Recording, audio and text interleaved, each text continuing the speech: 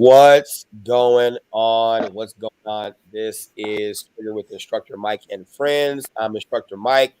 With us, we got John, Jacob, Marquise, Jingleheimer, and Schmitz. Now, that is that's fucked up, right? All right, if you're watching on YouTube, hit that subscribe button. Go on ahead and share this broadcast. Share this broadcast. Let's get some people into the conversation. Welcome. All right, this is gonna be a free for all. Let John, Jacob, and then Marquise. I think Marquise, you might be muted. Everybody go on ahead and introduce yourself, and then we'll go on ahead and get into it. Yep, fair enough. If you're talking about, if you got questions about concealed carry, oh, Eric would be the first one to ask the question. Do you have pistol whipping classes? That is, you know what? Yes. Matter of fact, you know what? Talk about is Marquise, and you could spearhead that because you put that on your Facebook post where you were talking about teaching other type of classes too. Yeah, that was not what we talked about in the back channel. Now I'm talking about what you posted up. All right, you all go ahead and introduce yourself. Go ahead. John with Guardian Concepts. How's everybody doing this evening? We're based out of Bourbonnais, Illinois. Brain fart. Oh, upcoming classes for us. So we do the Illinois CCL class for those of you that are just tuning in. Plus, we also do advanced training. So the real stuff that you need outside of that CCL class, because 16 hours is just enough to get you killed, as we like to say. Our phone number, I'll say it slowly, but 815-295-6031. We are on Facebook, and we do have our website, www.guardian-concepts.com. Next. Jacob. Hey guys, my name is Jacob Null from Viper Defense. I live and train in Williamson County, Illinois. My phone number is 618-521-0894.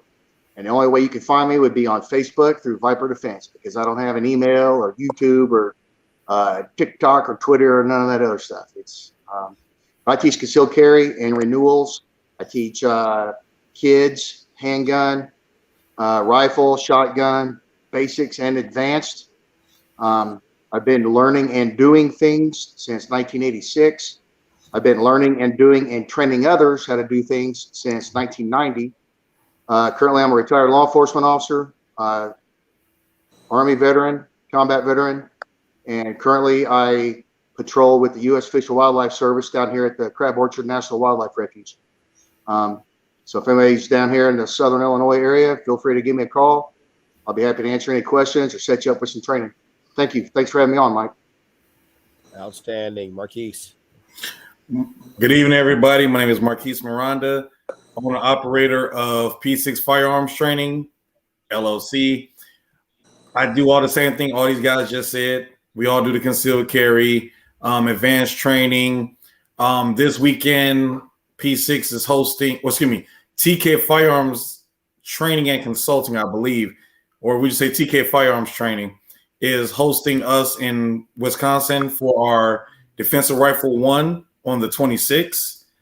And we also have Defensive Pistol 1 on October 23rd. Outstanding.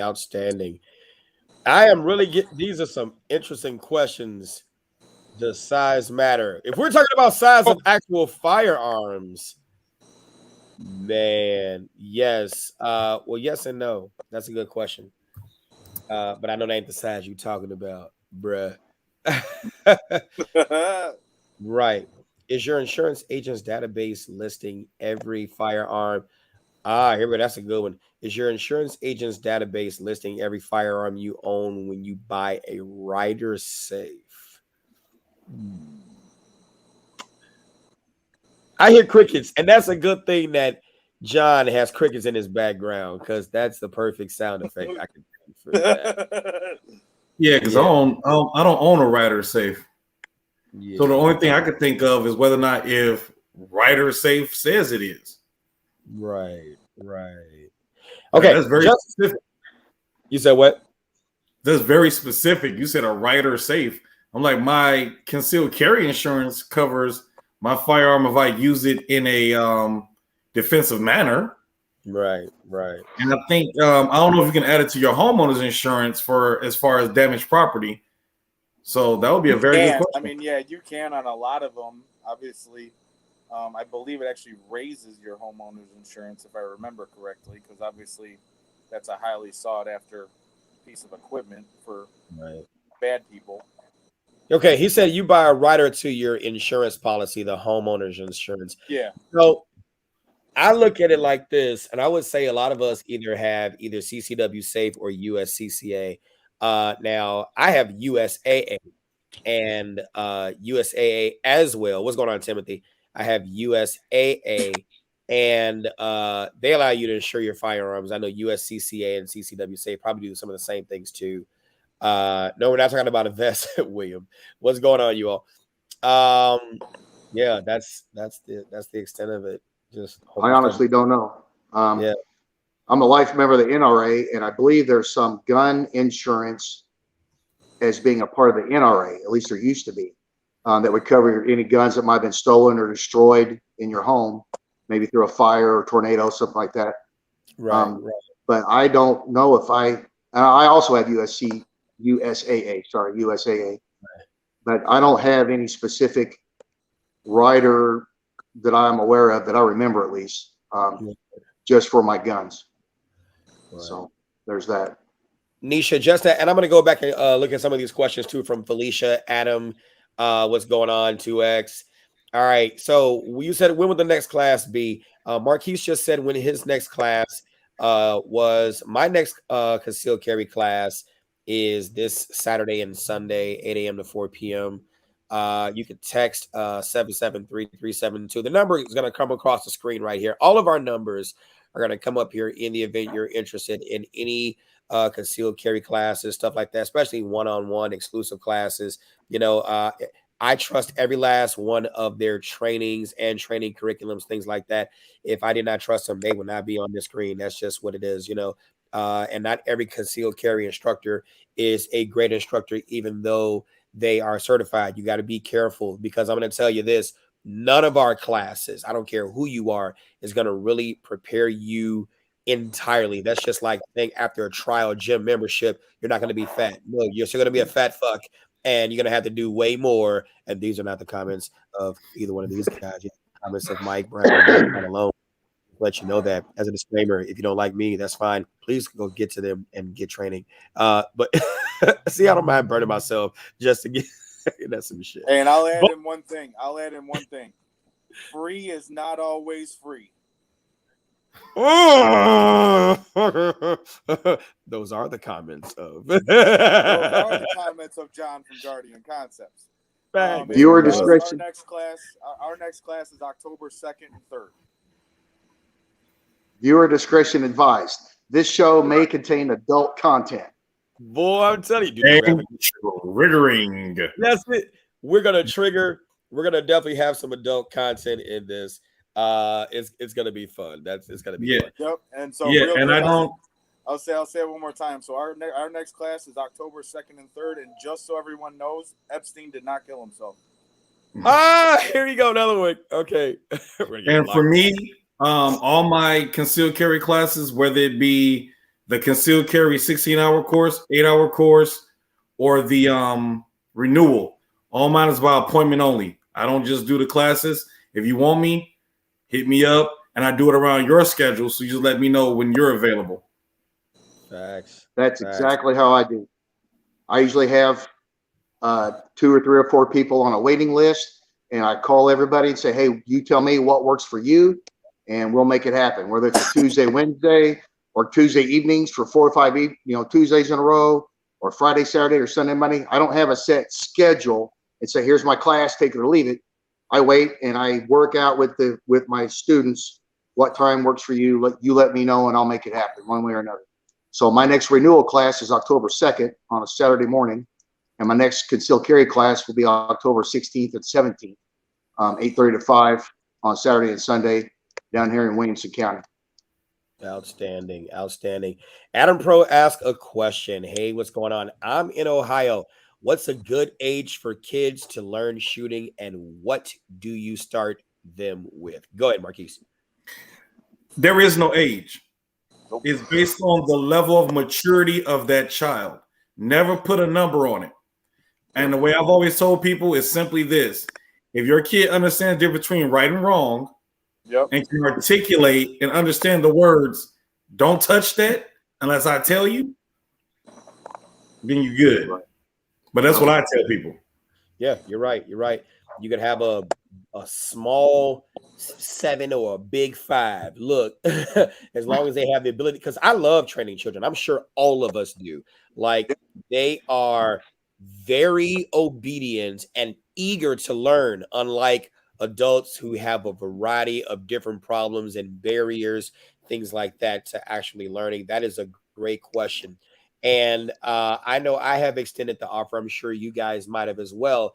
But I love it when I've had it in the past where I've had parents who have brought their children to the concealed carry classes because they want them to learn. Now, I tell you, I'm not going to change the way that I talk because you have them here.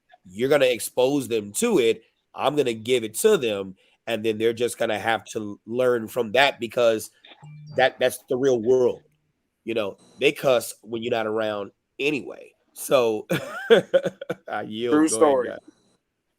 ahead, I'll train kids if the parents are willing to be there with them and they sign a waiver. I have trained kids as little as 6 years old, but they were very mature, very wise, very focused 6-year-old kids. And I'll start them off sometimes with a Daisy BB gun, shooting a cardboard box. And then we can move up to a 22 bolt action rifle. Or if we want to shoot shotguns, a single shot shotgun.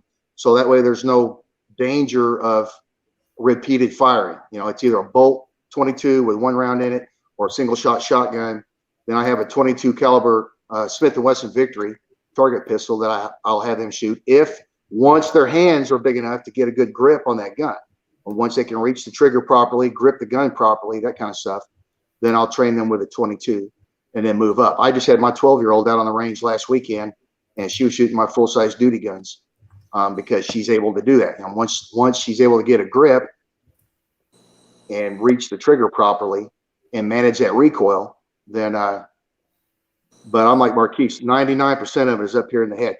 I've met 6-year-old kids that were ready to start, and I've met 20, 21-year-old kids in the academy who were not mature enough to have a firearm. I've had to escort people off the firing line before at the academy because they could not follow basic safety rules. Right. So it's not about, to me, it's not about the age. It's about the maturity level and their physical ability to control the firearm. Absolutely. Yep. So, Yep. I mean, I'll say the same thing. Obviously, we'll teach children all day, every day. We love teaching children. The children and the light that they have in their eyes is just phenomenal on so many levels.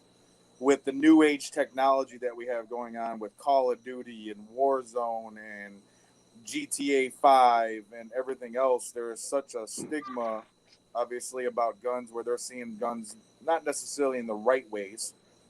And they just see them as they're awesome, and I get to shoot people online and games and everything else. And once you actually get it in their hands and actually show them the true meaning of a firearm and what it's used for and how it operates, 1, they gain a genuine respect for it. 2, obviously, they're learning the proper safety of everything. And, what could genuinely come from this? You know what I mean? Like, this isn't a video game where I get shot, and then I go to the gulag and win my gulag match, and I get to come back to life and help play the game some more. This is, this is true life or death. And so at whatever age they're able to understand the difference between life and death and make valid choices and make proper choices, those are the times when, essentially they're mature enough to handle those firearms. Right. And especially if you're going to teach them about firearm safety, please, and this is my advice, don't tell a kid that your gun is for protection. All right. Never tell a kid your gun is for protection, because I'm going to tell you right now, kids have bullies that are twice as worse than when we was growing up. Yep. and you teach them that gun's for protection, and They're they go gonna to protect school, and need protection. You know, what I tell kids is that the firearm is for home defense. Now, you take that or leave it, but I'm telling you now, if your kid decides to invite the bully back to the house, now you're dealing with premeditated murder. But at least you didn't tell them it was for protection, and they went to school playing Call of Duty. You're gonna whip my ass. Come on, a 2300 grassy knoll lane. Come on. And I try also, to get the kids. I try to get the kids to understand. I'm sorry, Marquise. Go ahead. Finish up. I was going to say, hey, John, it's creepy as hell that someone was just in that window behind you, just for the record. Yeah. Yes, I was trying to say that. I was like, oh my God, look out. That is the shit that horror movies is made of. Like, John, they're in the Look behind you. Look behind you. All right, here we go. If I have a knife, do I need a concealed weapons permit to carry it around? No. Well, no, double-edged question. I would say, hold on. No, you do not. But in order to have a switchblade or an out the front knife, you have to have a FOID card. That's correct. Yeah. Which is weird because it's I will say this. No offense to that person asking that question. I can't read the questions. I can't see what's going on. But if you have to ask that question, then you probably shouldn't be carrying a knife to begin with. That just shows me that you need to be trained. Yeah. I'm not trying to piss anybody off, but that's all I'm saying. Oh no, sir. Here on this show, that's why it's called Triggered. We piss people off. We gotta do that shit. But I'm sure that's not you. You get it right. All right, here we go. I take my 10-year-old daughter. She's gonna be going. She be going since she was 8. She been going, yo. You know what? She shoots everything we have in the house. Just what is wrong with me reading today? Oh my God, she shoots everything we have in the house for just in case situations. What the fuck is going on? All right, here we go. Great job, David. Keep that going. I'm gonna read this just because it's funny. Meek Mill Vivo 1. Is it illegal to put crack in your crack? I'm gonna keep on going. Not gonna answer that one. Right, that was crazy. Here we go. Hello, Instructor Mike and other range instructors. Which pistol ammo do you recommend for home defense? I currently use hollow points. That's what he meant to say. Yeah, I'll say I get that. You currently use hollow points. I mean, obviously, whatever is going to cycle through your firearm. Okay, that is one of the big things I will say. At the end of the day, you can buy, you know what I mean, all these different rounds, even including the Rip It rounds. And unless you actually run it through your firearm, which Rip It's malfunction a majority of the time in most firearms, because most firearms are not, their chambers are not set up to take the jagged points. Right. End up getting the misfeeds. As far as what we use, I mean, I use Federal HSTs, and I also use ARX rounds. I usually, for me, my first 5 rounds are ARX rounds. After that, I have my next 10 rounds are HSTs. And then in my second and third territory mags, or second or third mags, again, it's the first 5 rounds are ARX and then followed up with HSTs. So I'll just say that I've never heard of quote unquote home defense rounds. There are self-defense rounds. There are some rounds that are marketed as critical defense rounds, but I know of no ammo that is specifically designed and manufactured and sold as home defense. So I think probably what the viewer was asking is maybe a recommendation for self-defense rounds. And at that point, then I would ask, or I would say that you definitely want ammo that's going to function well in your gun. It's going to be reliable and accurate, and that they make a plethora of ammo specifically designed for self-defense. So if you go to a gun store and you buy the cheapest box of jacketed hollow points that you can find, that's great for practice, great for range time, but that was not what I would recommend for self-defense. I would recommend some type of good quality, reliable, purpose-built self-defense ammo. And what I would chime in on is, in my personal opinion, research your ammo, and is always based on caliber. So, for example, 9mm hollow point has a higher potential to ricochet off human bone. So you want to look at grain, you want to look at muzzle velocity. Also, you want to check and see if the round is rated for the barrel you're going to shoot it from. Because what some people don't know is that hollow point shot out of a smaller barrel fires and hits like a full metal jacket, which means It doesn't in and expand. out. It fails to expand. It fails to expand and it goes in and out.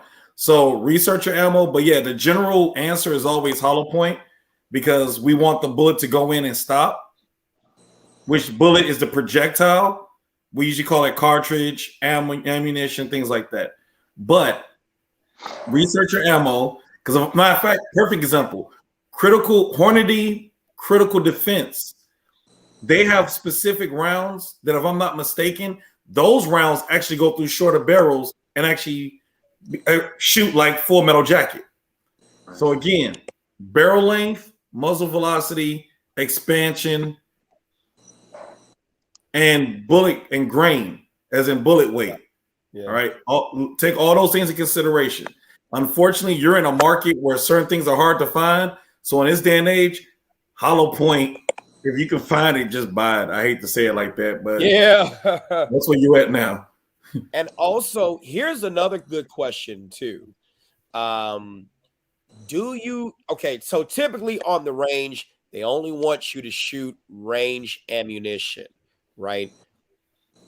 I like to test fire my hollow points on the range too, be it indoor and outdoor. Here's the reason why. Now, though some ranges may frown on it, you will find that not all hollow points but feed well on the feeder ramp into the chamber. Different hollow point rounds have different, like you'll have your failure to feeds, even though you got your malfunctions, your failure to fire, failure to eject, you popping, click, all that other stuff. But you typically have those hollow points. And that's another thing. As soon as you said Hornady critical defense, I don't know if you see my head shake, but in my Glock 19, I had to trash those because and Glock will eat up anything, but they just did not perform well. And here's another thing too. If you have the constant crimping, if you will, the more you continue to, load one into the chamber, mag out, take one out, load it into the chamber, mag out, take that round out of the chamber. Every time you come in the house, unload your firearm, and then you keep having to do that, and the bullet just keeps compressing into the casing, you have to check for those too. It's called inset. It's called inset.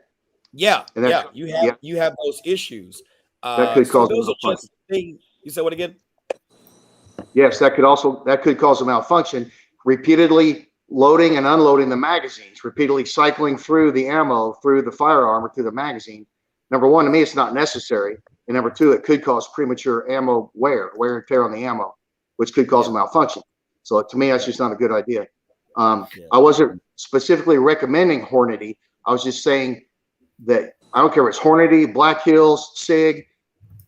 Every major manufacturer has ammo specifically designed to work at a premium through concealed carry guns. They may have less muzzle flash, less recoil, maybe a heavier bullet, a different design bullet that's designed to work specifically with modern day micro compact and compact subcompact guns.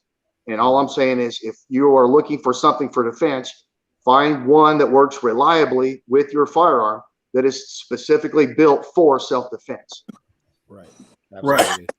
And to follow up on that, what I tend to do with my concealed carry firearm is whatever round I'm going to use, I always put roughly a quick 25 through it, maybe 50, depending on the day I'm having. See how it cycles and see where it hits. I hate to say it, every gun, point of aim, point of impact is different based on the different types of hollow points. And I had to figure this out the hard way. Yep. But that's stay out my business. It's none of your business how I found out the hard way. Now, so what I do is I shoot my quick 25-50 through my concealed carry gun, and once I know point of aim, point of impact, then I'm okay with carrying that. And going forward, I use a specific grain to always cycle through my gun. So for me, I always carry 147 grain 9mm Remington Golden Sabers. I love those rounds. They're the only rounds that I personally have used that I know that point of aim, point of impact, and cycling have never been a problem. When you get into the ones that have the point, that's when things kind of get a little bit sketchy. And again, it depends on your gun, depends on your feed ramp, depends on your chamber. Right. Depends on I recommend that you buy purpose-built self-defense ammo, take it to the range, and shoot it. This is new to me. I didn't know you guys up there couldn't shoot hollow points at your ranges. I don't know why. That's new to me. But I can shoot whatever I want down here. You can shoot hollow points at my range. I do that shit anyway. Wait, I thought Mike or somebody, I thought one of you guys said you couldn't shoot hollow points on your ranges. Yeah, no, I said there are ranges that frown upon it. They oh, really? Use normal ball ammo. But, okay, see, I didn't know that. Like from us, obviously for me, we shoot on a private land range, so I have no interior regulations on what we right. Yeah, me either. But I recommend for new shooters or anytime you buy a new gun for self-defense, buy some ammo, buy 2 boxes of ammo, take it to the range, make sure number one, it's reliable and that it's accurate, that it, you know, you can get used to the muzzle flash or the recoil, that everything is going to cycle as it should, 100% reliability. Then you can feel confident carrying that. I don't mean you have to practice with it every time you go to the range, but at least before I carry a new gun or new ammo or any combination, then I'm going to take it to the range and I'm going to fire it up just to make sure that it is reliable and it is accurate, because you're literally betting your life that it's going to work. Because I think it becomes somewhat of a, I don't want to call it a send off, but yeah, it becomes somewhat of a issue of reliability when you shoot just full metal jackets out of your firearm all the time if you have not tested any hollow point rounds in your firearm, and then you get out there and see that the hollow tip, if anything, doesn't gel well with the feeder ramp, especially if you carry certain sensitive firearms like the 1911. I carried a Sig Sauer M1911, and then I carried a Rock Island Armory 1911, and I could only feed Hornady Critical Defense into, and the Corbon. Remember the Corbon with the polymer ball? I could only feed those into that 1911 because they look like the full metal jackets, and they go up the feeder ramp easily under stress. So I would suggest yes, yep.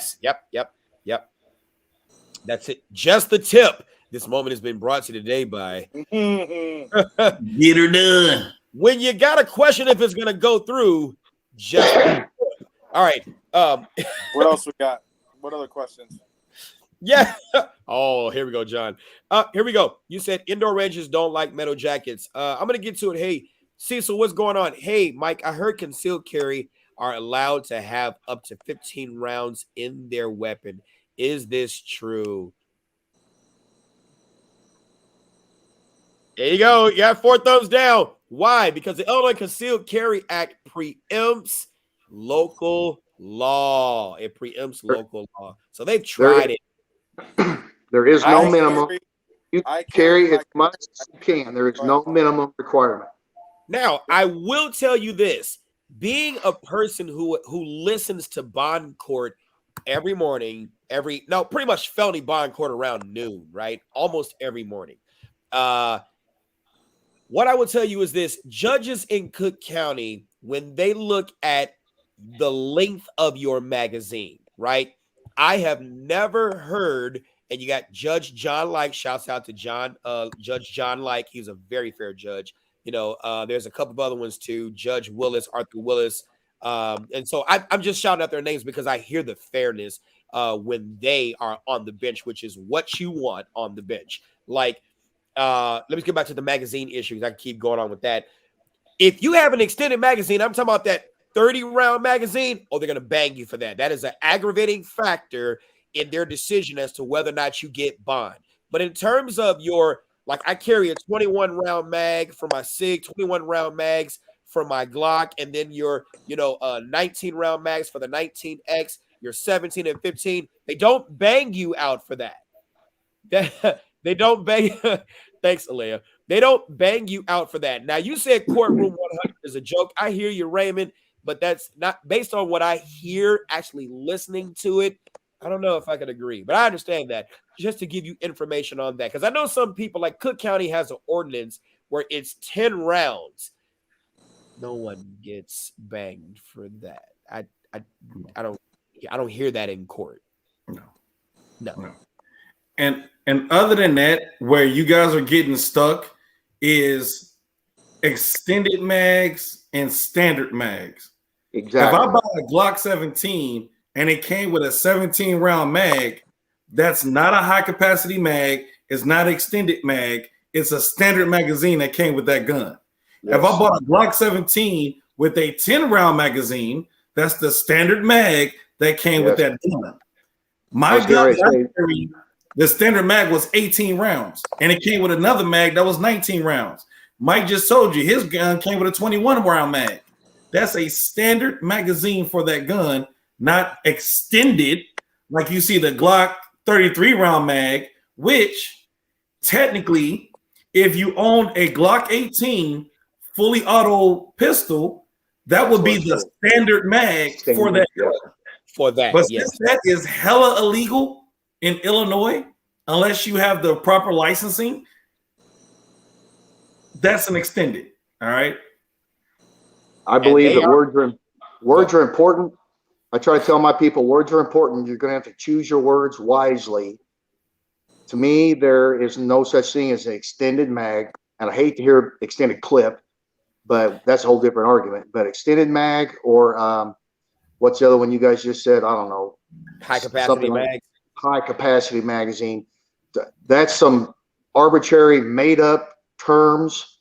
If I remember right, back in the Clinton administration, back in the early to mid 90s, where they passed the assault weapons ban, and they had to define what's an assault weapon because they made that up too.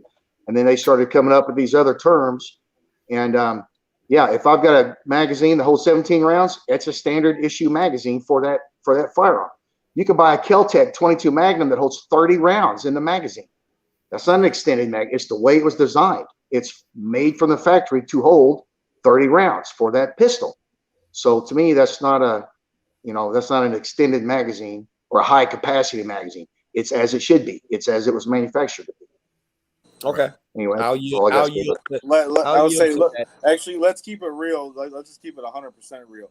High capacity mags and extended magazines were all labeled because there's a certain political party that wants fear in everyone's eyes whenever there's a firearm incident, and they want you to, run and hide at the fact that someone had, let's say a 15-round magazine.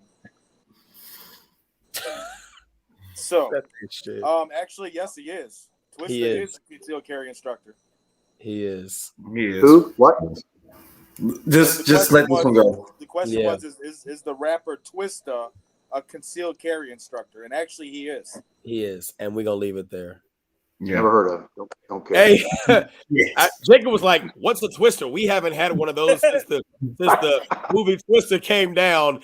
Shouts out to tornado victims. Man, we got some good weather. Yeah, there we go. We're just gonna leave that there because you know what? Good weather. Hold on. Do you want to talk about weather? I mean, no, we good. We good. No. 80 degrees in the Outer Banks right now. We good. We good. You just had a rubbish. I just want but I will say this. Go ahead. There is one assault rifle that does exist. The STG-44 is the only real assault rifle ever created, and that's the only one that can be labeled and said to be an assault rifle. Everything else is literally either AR-15, AK-47, or whatever other brand variant, whatever. Doesn't AR stand for assault rifle? Why, yes, it does there, Johnny. Wait a minute. Isn't that the Armalite Design 15? Well, Johnny, according to the statistics of the media, the AR and AR-15 means assault rifle or automatic rifle. The A can be anything you want it to be. In that political party. In that political party. That's why I'm calling you Johnny, because I want to make sure that I seem friendly in this conversation of bullshit. Here we go. William asked a question. Would you agree putting 1,000 rounds through a firearm would be a clear indication of firearm reliability and break-in? No. No, why? I mean, well, I mean, you can put it. I mean, for like normal, everyday, new semi-automatic firearms, I mean, you don't necessarily have to put that many rounds through for break-in. Now, if we're talking a 1911, okay, yes. If you truly want to break in a 1911, then you need to put 1,000, 1,500 rounds through it. But y'all going in on this 1911, dude. I mean, it's true though. I mean, any true 1911 owner will tell you need to run some rounds through it. That's when the trigger, your true trigger, comes out after you fired 1,000, 1,500 rounds. Y'all are hurtful for this 1911, man. Jacob will be back. He froze up. I know he'll come back in. Is any one of you all teaching a class close? Are you close to Plainfield? I'm down in Bourbonnais, so you're about. I got a couple students that come to see me from Plainfield. I mean, Marquise, I know you're up that way, but I'm Googling now to see where he at. Plainfield is over by Shorewood off of 55, just north of 80. Right. Close okay. So I'm still looking up Stateville. So yeah, I mean Marquise. I mean we're like I said, we're down in Bourbonnais. Marquise is over, I believe, in Orland. Yeah. So you 38 minutes from me. It would just be whether or not if you want to do a private class and your dates are ready. I'm in the Republican anus of Chicago, so, and I'm not saying this is a Republican area. I'm just saying this is the. Let's keep going. I just had to. That's it. I thought that was an air horn, literally. Those of you all watching on YouTube, go on ahead and share this creative post. Share it to Facebook.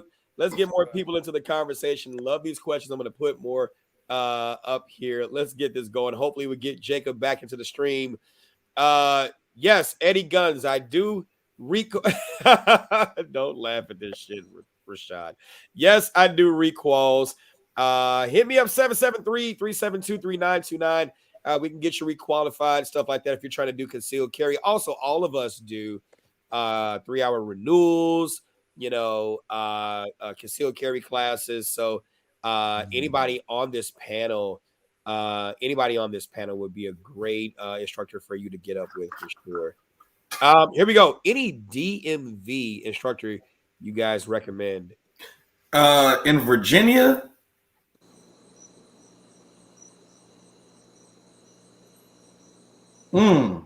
Wait, for what? Let's be specific. What do you want from them?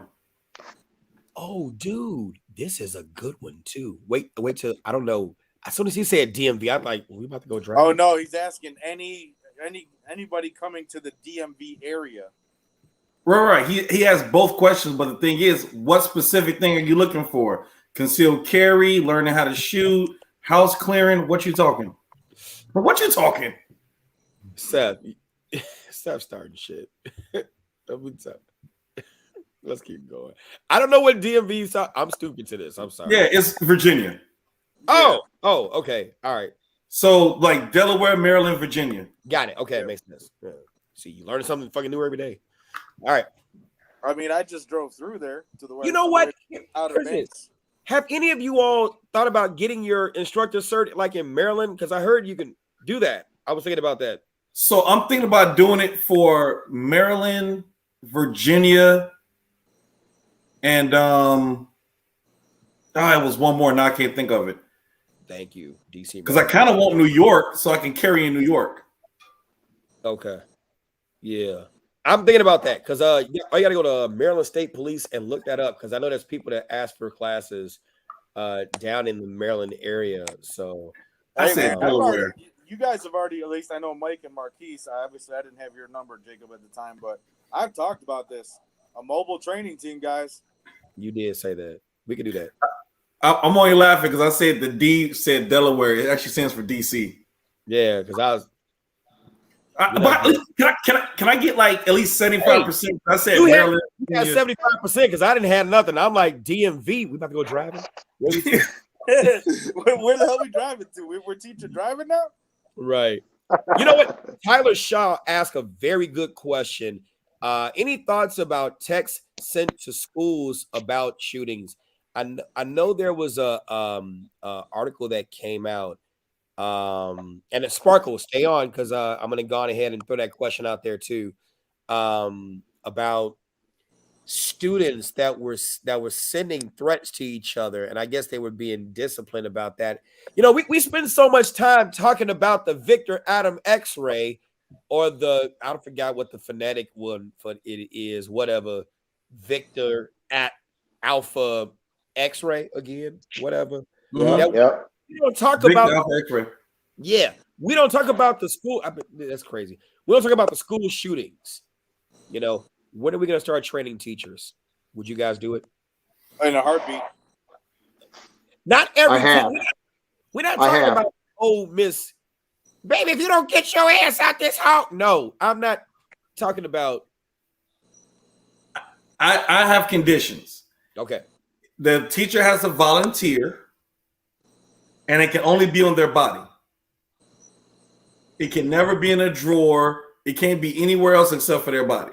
So volunteer on their body. Because I feel like this.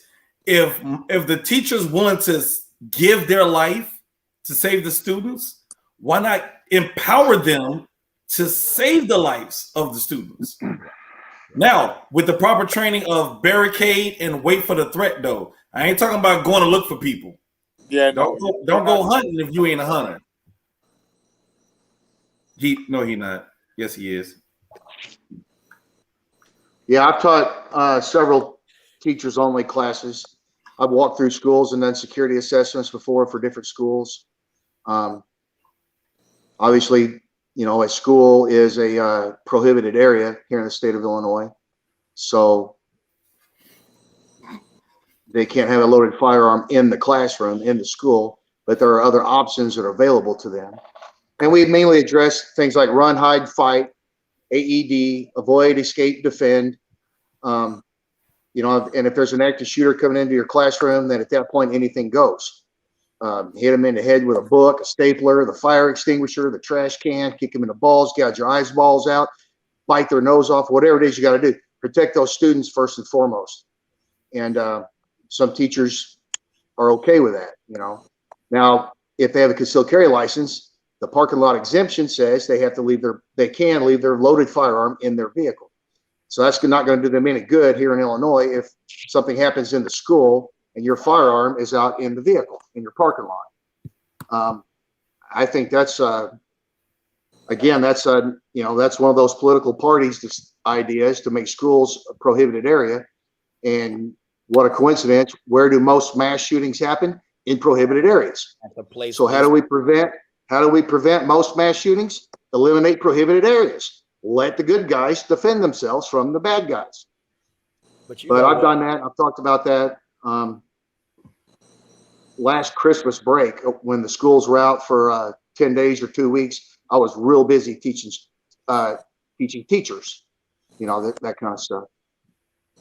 Here's a funny question, though, because I find that this is area specific. So in my have to shoot versus want to shoot scenarios, one of the scenarios that I put out there is, you know, you're outside of the school. You're waiting for your 3 children to exit the school. You're in your vehicle. You've been waiting there for about 20, 25 minutes. Next thing you know, shots are fired. Rashad ain't shit. All Mike needs now is that little head shake and hear like a Catholic principal. You know what? All right, we're going to keep on going. I love y'all in the comment section. Y'all ain't shit. Here we go. But here we go. Shots are fired. Next thing you know, kids and adults are running outside with blood on their clothes. A man exits and suddenly drops to the ground. Half the shooter want to shoot. And the response that I get is, Well, want to shoot you don't have to go in there. I mean, that's not my well, why would we go in there? The guy who did the shooting is on the ground. And I'm like, you so focused on the fact that it was a man. I didn't say shot stop. You fixed on that man, thinking that that man was a shooter. You just said screw your 3 kids. So now they inside getting all shot the hell up, and you're not gonna go inside. Now this isn't really a right or wrong answer. You see what I'm saying? But I it's specifically to you what you would do, right? I know I would go in. I know you guys would likely probably go. Fuck it, we go in. So I'm not gonna confirm nor deny that statement in case if I have to go do it, then it'd be like, yo, he's a maniac and he said he'll go do whatever. Hey, fair enough. That's it. The comments of what you just heard are those of Mike and Mike Brown alone. If you have any questions, please send to PO Box now. But And the only reason why I'm saying that is that if we are in that situation, there's now video proof that said we would go do XYZ instead of it was just mere coincidence we was at the right place at the right time. right, all right. Well, So that's the reason why I'm saying that. I'm gonna say it. Fuck it. I'm going in, and I've already been on social media saying it. Now that doesn't mean because I said I would go in if I'm there, I'm really gonna do it.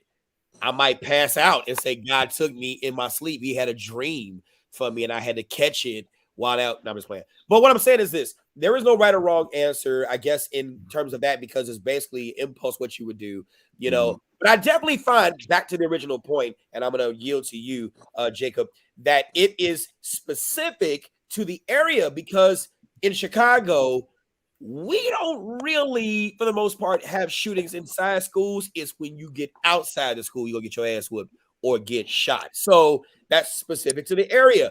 In other areas like Columbine, Sandy Hook, these places where there have been shootings, even in Illinois, NIU, right? We had a shooting, Northern Illinois University, stuff like that. In places like that, they would probably say, it's a trigger just to even talk about that because it brings up moments of that, and they would want someone to come in, Virginia Tech, stuff like that. I yield to you, Jacob. What's your thoughts? My thoughts aren't about schools specifically, but using force in defense of a third person in general. So if you find yourself at a mall or a restaurant or somewhere in public and you think that there is an active shooting situation going on, you have to be very, very careful engaging. Because if you don't know exactly 100% who is who, and you try to be the hero and you end up using deadly force on somebody who you thought was the bad guy, but in fact, they were just another concealed carry holder, or they were an off-duty cop, or they were a retired cop, or an undercover parole agent, or whatever. I would not recommend running across the school parking lot or anywhere out in public with a gun in your hand, running to a situation, because you may be confused as the active shooter. You may be confused for the bad guy and in turn get shot by another good guy.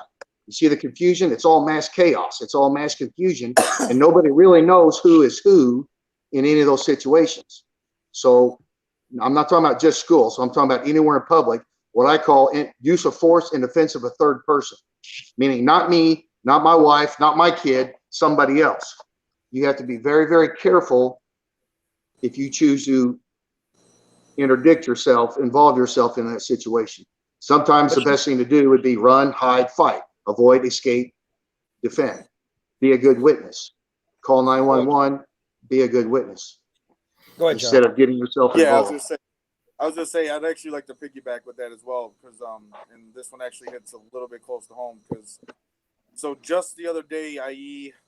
Thursday night, one of my students was down in Dalton and actually almost was involved in a defensive shooting. He was driving eastbound down 147th or Sibley. When a car, it was dropped down into single lane, and one car came up beside him and obviously merged in front of him. Well, there was a dark SUV that came speeding up behind him. So he is the number 2 car in a line of 3. Number 3 has a passenger outside of the sunroof shooting at the number one vehicle while driving. There was probably, what he had heard was about 10 to 15 rounds that, you know what I mean, was shot over his head in his vehicle. And he actually went to go engage. And he still actually had his firearm in his hip with his seatbelt on. And actually the seatbelt clinched up, and so he wasn't able to pull his firearm. And I actually told him, I was like, your seatbelt actually saved your life. Because you were at a complete and total tactical disadvantage. So we obviously, after some conversations and some more talking and things like that, you know what I mean, he obviously had a better understanding. But he had developed that chemical cocktail dump, that adrenaline dump, because he's got bullets literally flying above his car. Because then what had happened after that is the car sped past him and then pulled up next to number one vehicle and put another 5 shots into the vehicle. So like I told him, it's one of those, it's not necessarily, you know what I mean? Yes, we can defend in obviously third person situations, but it's not always the wisest thing to do or the tactically sound thing to do. In that case, his best case was to avoid it, monitor it, report it. And to piggyback on all three of them, in my personal opinion, if you ain't trained to go do it, don't become part of the situation. Now you become, I'm going to tell you like this, because I even train cops on this same scenario. When you have a firearm or you're involved in some type of incident, you know you're there to prevent a murder. That includes yours. True. And I'm telling you now, if you believe that you're that gung-ho person because you took a 16-hour course and now you feel that if an active shooter was going to come, I got concealed carry, I can get involved, get the out of here. All you're going to do is add to the body count. That's all you're going to do. If you don't know, if you don't understand the basics of even how to clear a hallway or a room, you're setting yourself up for failure. And I love hearing so many, man, I went to a room clearing class. For what? What was your intent to go to a room clearing class? Well, in case someone broke into my house. So if someone broke into your house, you're going to clear rooms? Don't you know where the person is at if they broke into the house? You're going to hear a crash. If you have an alarm system, now I'm wondering, how does your alarm system work? And I talked about this earlier today. People train at a disadvantage. A lot of people don't train for preemption.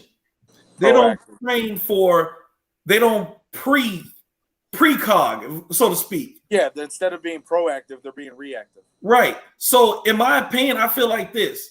There's two ways everything can go. You hear the active shooter, he ran through the door and he started shooting. You ran behind them and you started shooting at them, not realizing there's a police officer or guard already on the other side engaging him. You running in makes it look like you are helping the active shooter. Why do you think most people get shot helping? Because there's no identifier to say, look, I'm a concealed carrier. And it was a company, I won't mention their name. They came out with this little cute little ribbon you can put around your body to say that you are a concealed carrier going into a fight. I'm like, okay, so now you're going to get killed wearing a hall monitor badge or a hall monitor ribbon. That's all that's going to happen. Don't be talking about us. I used to be a crossing guard. Keep going, though. So I feel like this, unless you know what the HE double hockey sticks you're doing, don't put yourself in those situations. Go back to the 90s where they said, what would Jesus do? What would you do if you didn't have that gun? Don't let that gun put a cape on your back and all of a sudden you find out Superman is actually allergic to bullets. Yep. I mean, and the hard part is that most people don't even have and I'm going to use a term here, and obviously let's see if the public knows what it is. Okay? Most of you guys don't have even the correct training in as far as developing your OODA loop. Okay? So if anyone is out there, can anyone Is that a respond belt with loop? what OODA stands for? OODA loop, but the OODA part. What is the You talking about the oodles and noodles, Now right? you, oh man. Yep. The oodles and noodles? Yeah. OODA. Does anybody know what does OODA? What does that mean? Them the That's best now, noodles I've ever Let's had. get some interaction here. Does anybody know what OODA, the OODA section, OODA stands for from OODA That's loop? it. Go ahead in the comments. OODA loop. What does it mean? What does it mean? There It you means go. add hot water, stir it. And make sure it's not the shrimp. No. I'm just gonna say one more thing about this subject, and then I'll be ready to move on, I think. But Marquise brought up a good point and it reminded me. We're not training civilians to go out there and be heroes. I'm not training you how to be a cop. I'm not training you how to be a SWAT team member or a Green Beret or an Airborne Ranger. You're not supposed to take your little CCL with 2 days of training and go out there and be a hero. That's not your fucking job. Your job is to learn how to defend yourself and your loved ones. That's why you're carrying that loaded firearm in public, to protect yourself and your loved ones. And you go out there and do something stupid, trying to be a hero, and you're going to do something that's going to get yourself killed or put in jail, probably. So it's not worth the risk. It's just not worth it. That's not you are not duty bound to go out there and stop somebody else from doing something, because you're probably going to get yourself shot. You're probably going to get yourself shot. And to that end, And to bring that point home, those of us in the Chicagoland area remember a story of a man who was working at a Manny's Blue Room, working at a bar, Jamel Roberson, right? He was a security officer working. Those of you all watched during the time Midlothian PD was accused of being racist for shooting a black guy who's a security officer with a gun, and people just did not understand that that was not necessarily true. Here you have a security officer who was not authorized to carry at all. All he had was a FOID card, no concealed carry, working at a bar. Shots were fired in that situation because the security team put the guy out. What usually happens in bars, it's a different. White bars, it can sometimes end up in fights. Black bars, it sometimes ends up in somebody getting shot. I'm just you ain't gotta like me, but hey, we know what it is. And I'm just saying, guy came back, was like, hell no, you ain't gonna put me out. I was trying to get to Keisha number and shit. Came back in through the back end. Pop, pop, pop, shot. Some people got hurt. People kept running. Jamel decided to do the foolish, yet understandably heroic thing. Run to his car, grabs his gun, comes back, takes the guy down. The actual shooter, take him down to the ground. See, the problem is, I got to agree with Jacob. I got to agree with Marquise. I got to agree with John. See, when you're a police officer, you know that after one action, there's another. After that action, there's another. After that action, there's another. There's another. From the firearm, getting out of the car, you get. I'm sorry, I'm going too fast. From the call, we're responding, still looking. When we get there, still looking.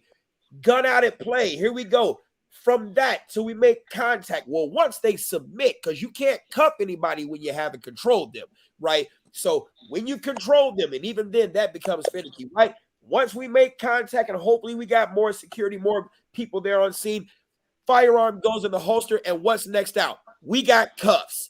We got cuffs. We're ready to go ahead and cuff this person up. From the cuff to the positioning, from the positioning to the walking, from the walking to the car, from the car to driving to the station, from the station to the lockup, from the lockup, securing property, inventory. There's a procedure.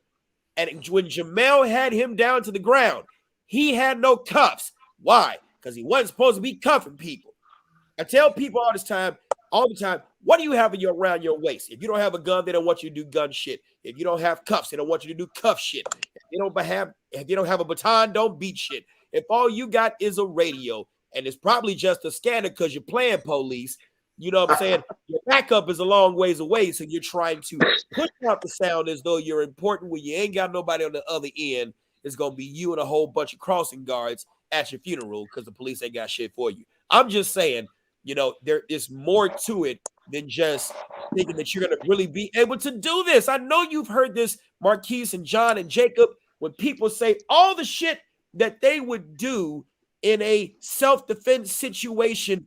I am friends with an instructor, and she was in the area where the young kid from Simeon in 83rd and Holland, she was in the nail shop. Person got shot. She froze, freaked the fuck out. I'm not mad. That's the limitations of her experience. But saying something 1,000 times is not the same thing as living it once. You live that shit once, it'll give you a whole different perspective about, oh shit, I wasn't ready. Why? Because you've never been pressure tested. Yep. Yes. There's Yes. You don't know what the fuck you're gonna do. That OODA loop. Yes. So you don't know what you're gonna do. Like I was talking about. So for those that responded, yes, it is observe, orient, decide, and act. That's the right. normal person who doesn't train their OODA loop, it's going to take usually 1.5 to 2 seconds in order to get through that process of observing what is happening, orienting themselves, deciding whether or not they're going to do something, and then acting upon it. Okay? Now, let's add in for those concealed carry people. Now you got to be able to clear your clothing, get your hand on your firearm, draw from the holster, get on target. Okay? You ain't training that. So not only do you got a slow reaction, now you got a slow draw, and you're already 5 to 6 seconds into a situation. Guess what? You're dead. You're gonna die.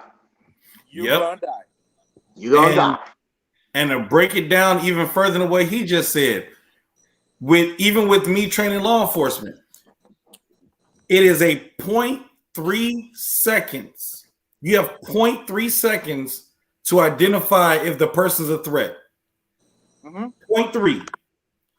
The average law enforcement officer's draw is 1.5 seconds. Yes. Yep. Correct. Which means you got, and I'm giving you a 0.2 second as far as you got 2 seconds to break leather, draw from the holster, pull plastic, whatever you got. You got 2 seconds to figure it out, draw, and fire. And you better hope that what you were doing was the correct action.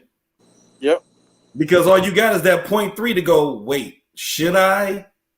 Maybe, I'm not sure. But we're talking about a law enforcement officer with an exposed holster. I was going to say, that's a law enforcement with an open carry, basically.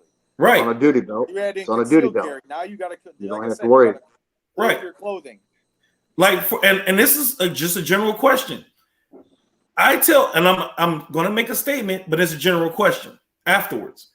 I tell my students, you should practice before you leave the house. Dry fire. Get dressed, put on your holster, make sure the gun is empty. And for me, I teach 7 chamber checks. It's goofy as hell for most people, but guess what? If I miss 7 chamber checks and shoot something wrong with me, or someone of a high power wanted me to go to jail. It is what it is. Karma's a bitch.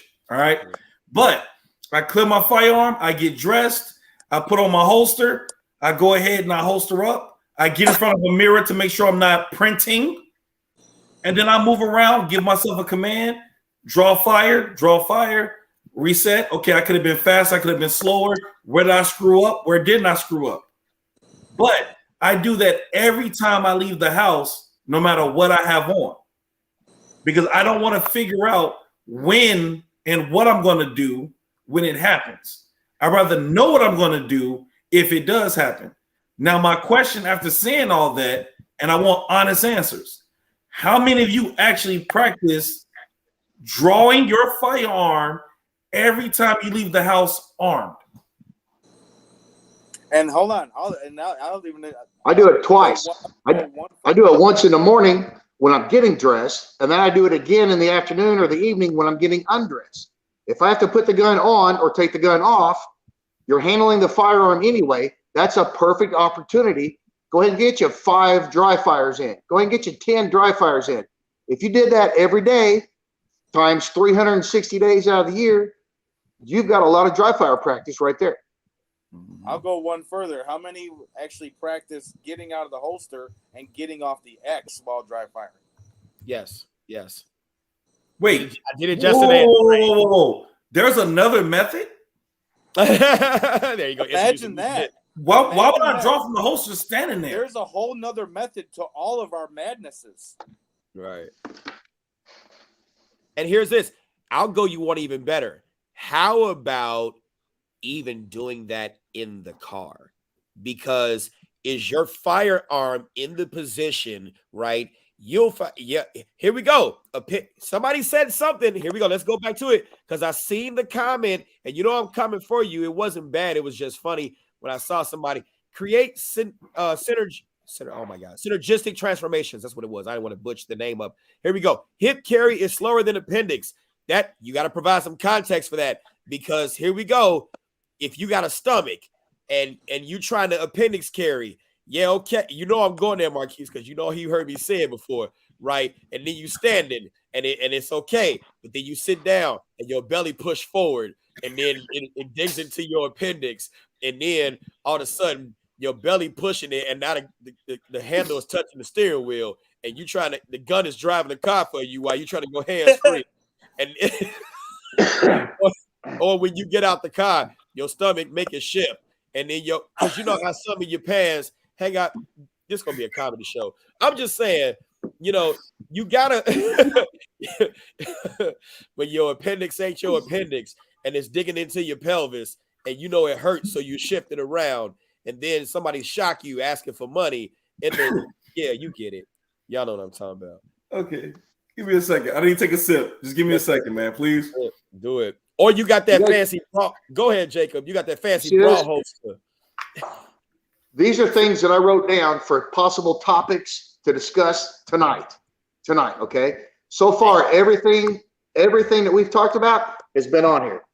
Getting off the X, hollow points versus full metal jackets, everything with situational awareness, everything that we've discussed tonight are things that I try to cover in every one of my classes. So if Mike had said, well, Jake, what do you want to talk about tonight? I came prepared with a list of shit to talk about.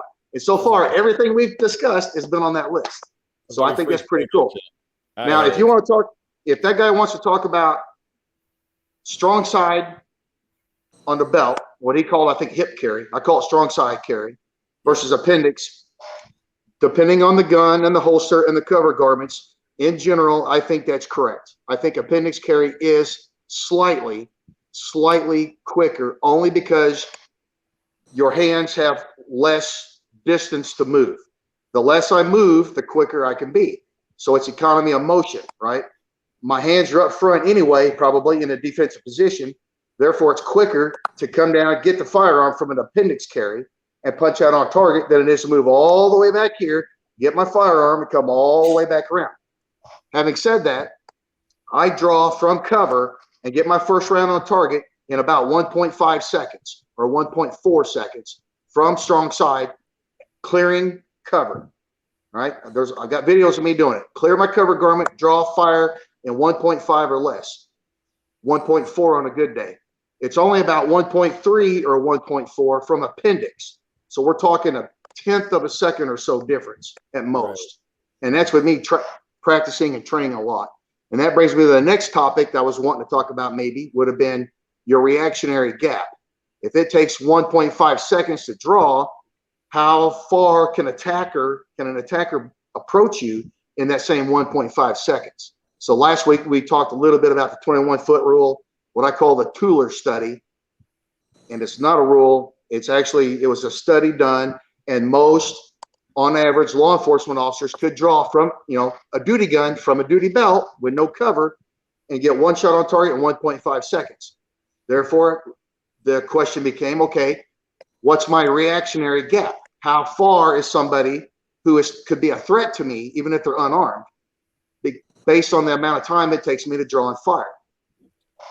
And that's what we call the reactionary gap. So And I don't know. I'm glad. To me, it's just other piece. It's the same. It's different pieces to the same puzzle. You have to kind of like start putting everything together. You know, my cover garment, my draw, the time to draw and get a shot on, and then that informs me on what is my reactionary gap, and all that stuff is just all tied in together to me. And then, I mean, I was just saying that brings up another good topic as well, because you're talking about reactionary gap.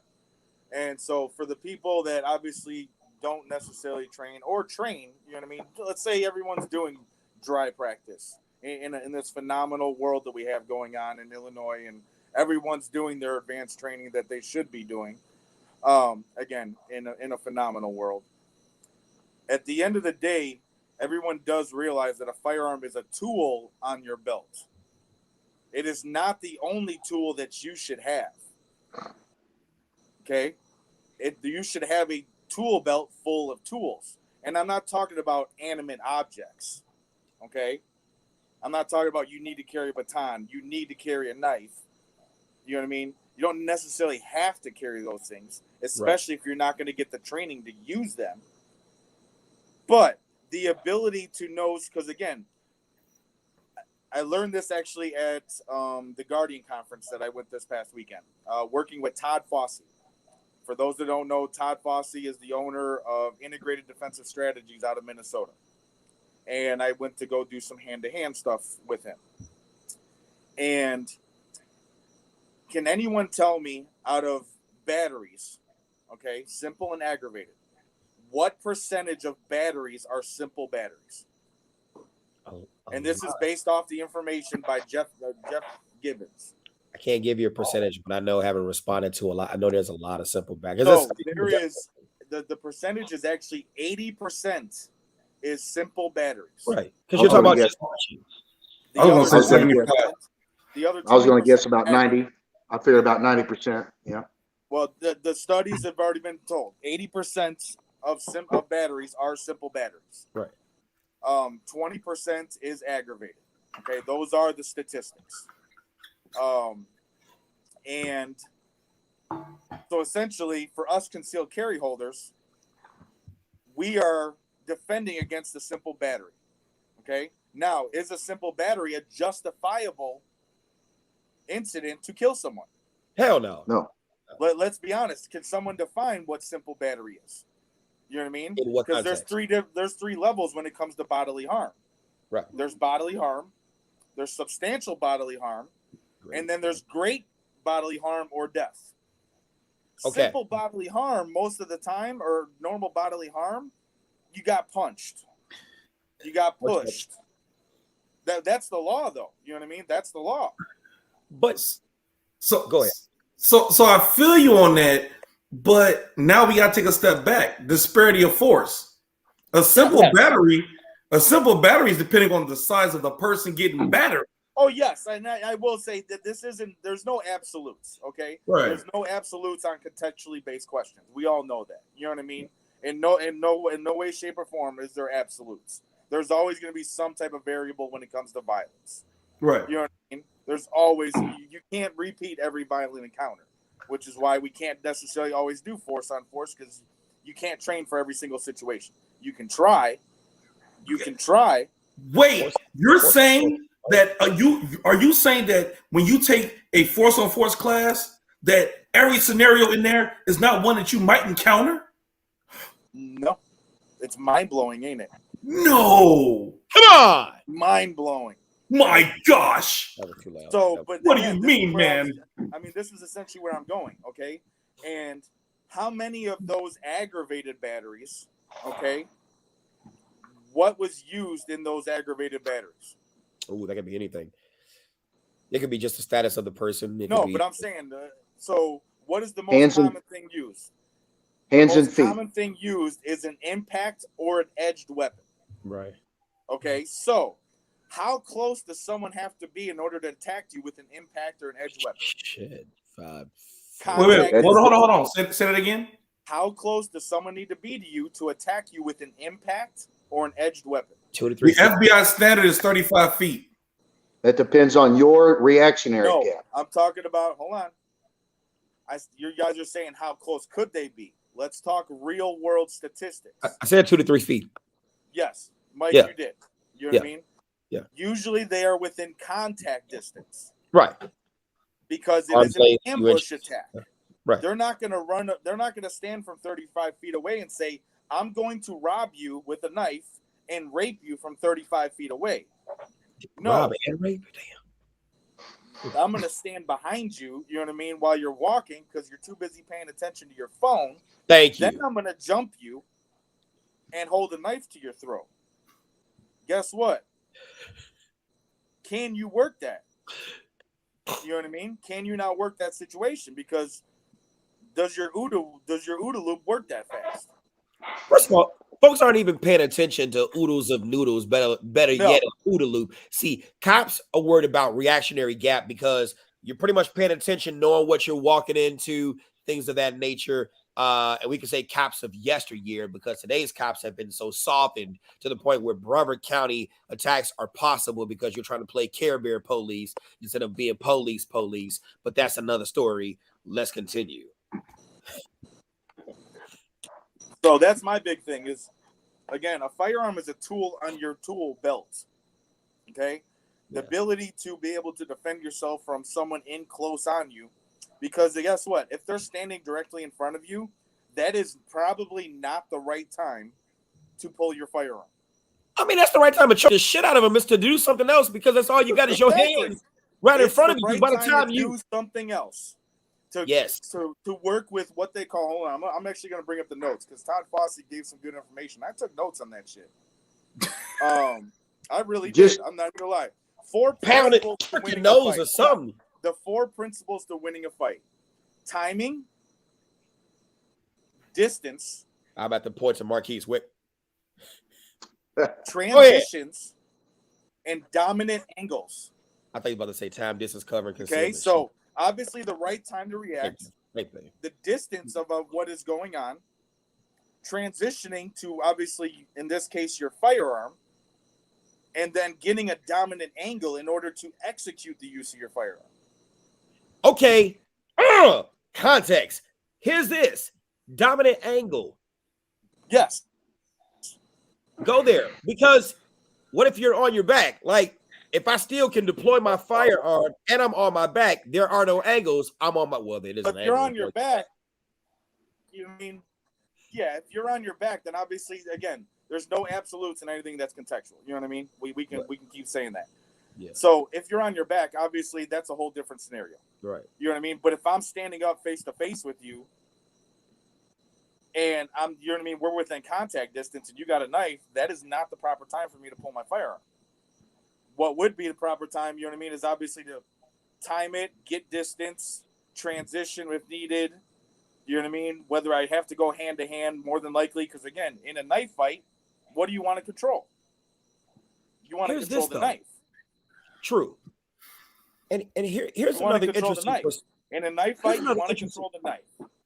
Well, here's another interesting perspective too. How many people even practice malfunctions clearances? Because here's this though. There's such a reliability on the firearm to the point where when that firearm malfunctions, you see it constantly on the range. People don't practice those malfunctions procedures and then they freaking freeze. Like you can't do anything else. Like you have nothing else. There's such a they have no idea. Remember when tasers first came out, and there is a thing called taser over dependence, how everybody couldn't wait to just like that was the option to continuously use because it's the new tool out.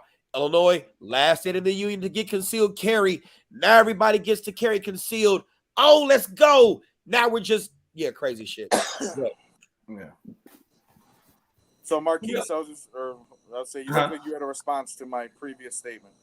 Well, no. Only thing I was thinking about is where did I screw up that I'm in a knife fight? Yeah, that's cool. Yes. Yeah, and that's what I always look at. Like I had this conversation earlier, is that we do talk a lot about the defense against this, that, and the other, and I love it. But my thing is, I always provide the context. Like, you're in this knife fight because you weren't paying attention. Yeah, you weren't proactive, you were reactive. Right. So, like, for example, one of the drills I do, even with the pistol classes, the cell phone drill. I got the cell phone in my hand, threat, drop cell phone, grab gun, boom. To put that scenario into context, I'm like, yeah, I love knife training. Knife training is the shit. I love it. I love knife training. But I love when someone provides that context. I'm in a knife fight. Or someone says, well, I'm a knife fighter. So let's go with words having power. If you are a knife fighter, that means you have fought with a knife for your life. Mm-hmm. Now, for me, with my background of checking psychology and how people do things, most people don't like talking about life or death situations. They don't like revisiting that.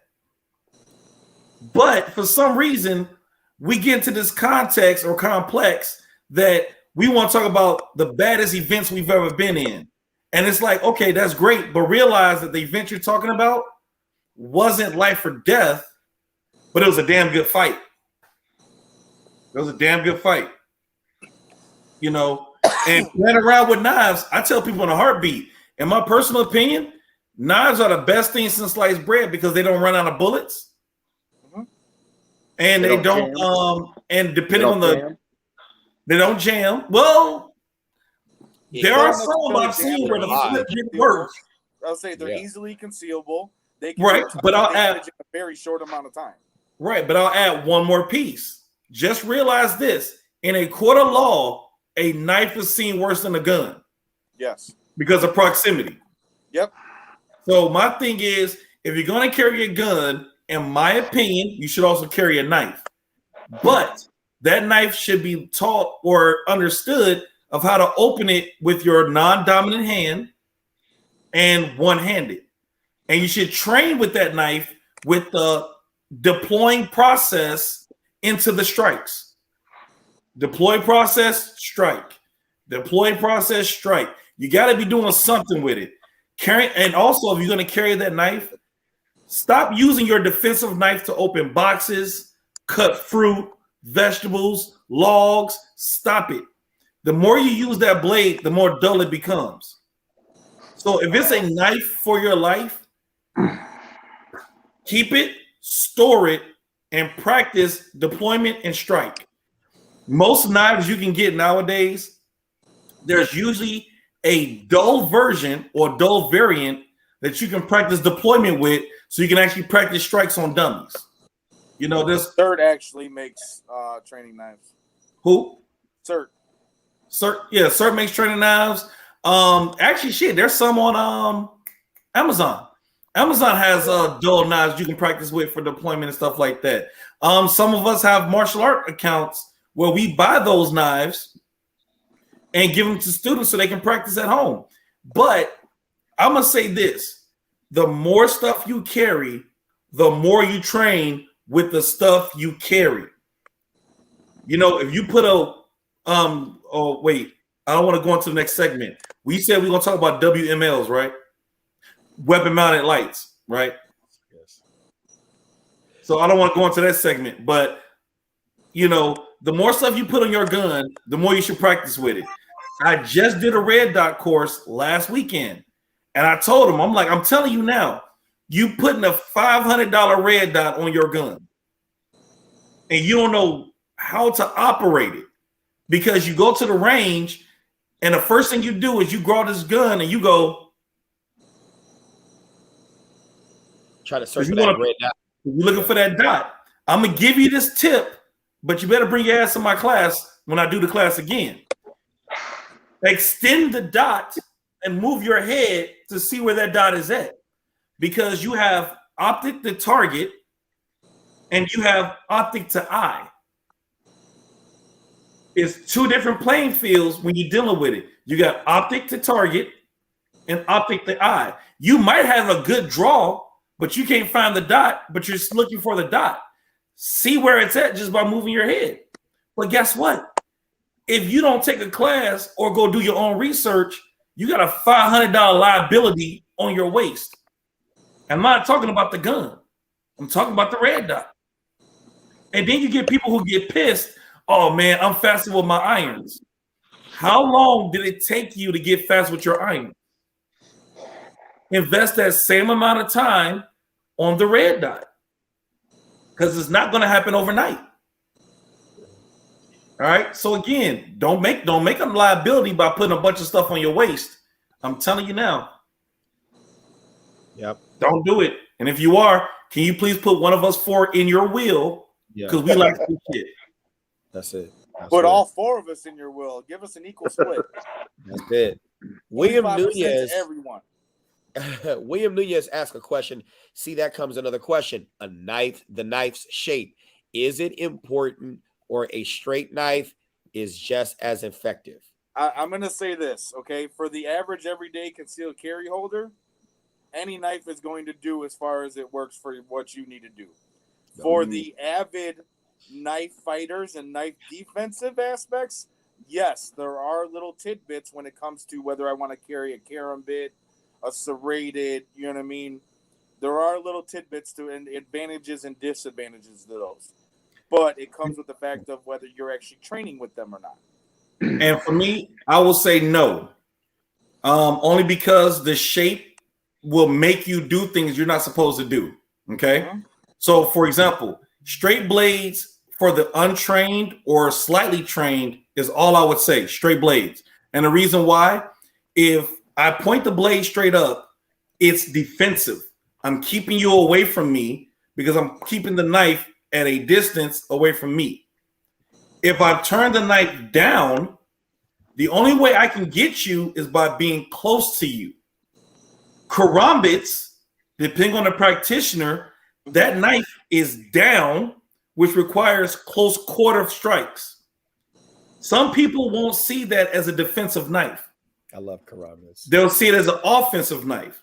So I would say this, for the untrained and slightly trained, go with the proper blade, which will be a straight blade, and get proficient, because technically there's multiple angles, but to give you a quick tip, 1, 2, 3, 4, 5.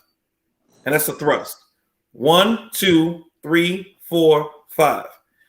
You can't do that with a karambit. Okay? And I want to keep, and again, technically, teach Filipino knife fighting. Here you go. So technically, I like karambits. Mm-hmm. But I like karambits because I'm trained in using a karambit. Which you need to be. Which you need to be. Because if you start playing around, flipping that knife around, you got one time to flip that knife into your skin. You talk about some. All right? Yeah. But I won't give you that tip on how to do it correctly because we're not here for that. You ain't pay me for that. But I will tell you this. Get a straight knife. Learn how to deploy it. And matter of fact, don't get stuck on knives that's open. There are straight blade knives that literally, they are just great. They come with sheaths. Yeah. Personally, I tell my students, I carry a scalpel. It's a tactical scalpel made by a company called Bastinelli. This tactical scalpel, the blade is like maybe this big, but it's sharp as hell and it's serrated. I teach surgeons, not butchers. I'm not that guy who's going to sit in the ring with you talk about something. I'm not doing all that. Carotid, yes. Armpit, brachial, femoral, which I'm not going to stand up and do that. Yeah. And you're growing. Yes. You know what I'm saying? So again, this is why training makes the difference. Please. Knives are awesome, but get trained. Wait a minute. So I don't want to go to the gut and let their intestines fall out? What kind of Vietnam shit? That was that cut. Yeah. That's what I thought. I thought we were What's going 3 and for the 4? intestines to just let their intestines fall out. Man, let it rain. That's your fault. Or even if you're going across this, because the one thing about the karambit is This you is think Rambo, you're dodging. man. This is You Rambo think you're shit. dodging a punch. Nah, it's what's following. Mm-hmm. This is Rambo shit, man. We got to drop his intestines on the ground. Pick that shit back up. Pick him up. Pick him up. Yeah. Go to the hospital. Every time you guys name, I Google stuff. Blade link legalities, and I want to get back up to the other comments. Chrissy gave you a shout out, William. Always with the good questions and the funny comments. Blade length legalities. Research the state where you are. Go ahead, Marquise. Go ahead. I'm about to say technically for Illinois, technically there is no real blade length in Illinois until you use it. Is until you use it that the length becomes illegal versus illegal. But I'm gonna tell you like this: as I just said, a scalpel does the same job as a butcher knife. All it just needs to be sharp and maybe pointy. And like I said, usually the rule of thumb is just the palm of your hand. If it fits in the palm of your hand, that's as much blade as you should carry in Illinois. But again, I could walk around with a katana as long as I don't strike nobody with it. Yep. Yeah, people do that. I'm walking around with my Rambo knife, with my fishing hook, and my flint, and my fishing line, and my compass. That's not like he went to Cabela's. So that's not a knife. There you go. This is a knife. Crocodile Dundee in this bitch. Love it. All right, here we go. Let's get back up to some more. Now, there was another question that came in. Here we go. Okay. Okay. So I think it's DeLand. Hope I said it right. Don't get mad. Here we go. Yeah, question about training. Where you go? I'm sorry. God damn it. Okay, here we go. How can an 18 to 20-year-old get a concealed carry permit but not purchase a handgun? I asked him to provide more context to that, and he said he's in West Virginia. They're a constitutional carry state, but that to 21 plus persons. I'm going to provide, and then I'll open it up to you guys. I will say this. Licensing is a state thing. Firearms possession is a federal thing. You know, state and federal, certain things. I know let's just say Illinois, you can get a license at a certain age, but you can't possess the firearm until you get a certain age because the federal government deals with the transferring of firearms and the possession of it. Okay. So that's probably the best question I can answer there. I would imagine in every state, you're not going to be able to legally possess a firearm. We're not talking about shotgun, rifle, any of those other things, but I know a semi-automatic pistol, period, until you're 21 years of age. Yep, and I mean, I can attest to that as well. It's going to vary by state, and the reason why I know that, so like, prime example, Arkansas. I have one of my daughters who lives in Arkansas. She is 18, and she actually got pretty close to an incident that has obviously prompted her to now start to carry. So in Arkansas, you can actually carry at 18. You can conceal carry at 18. I'm sorry, you can open carry at 18, not conceal carry. You can that's another thing too, yeah. But obviously she can't go to a gun shop and buy a firearm because she's not 21. ATF, yeah. So what does that mean?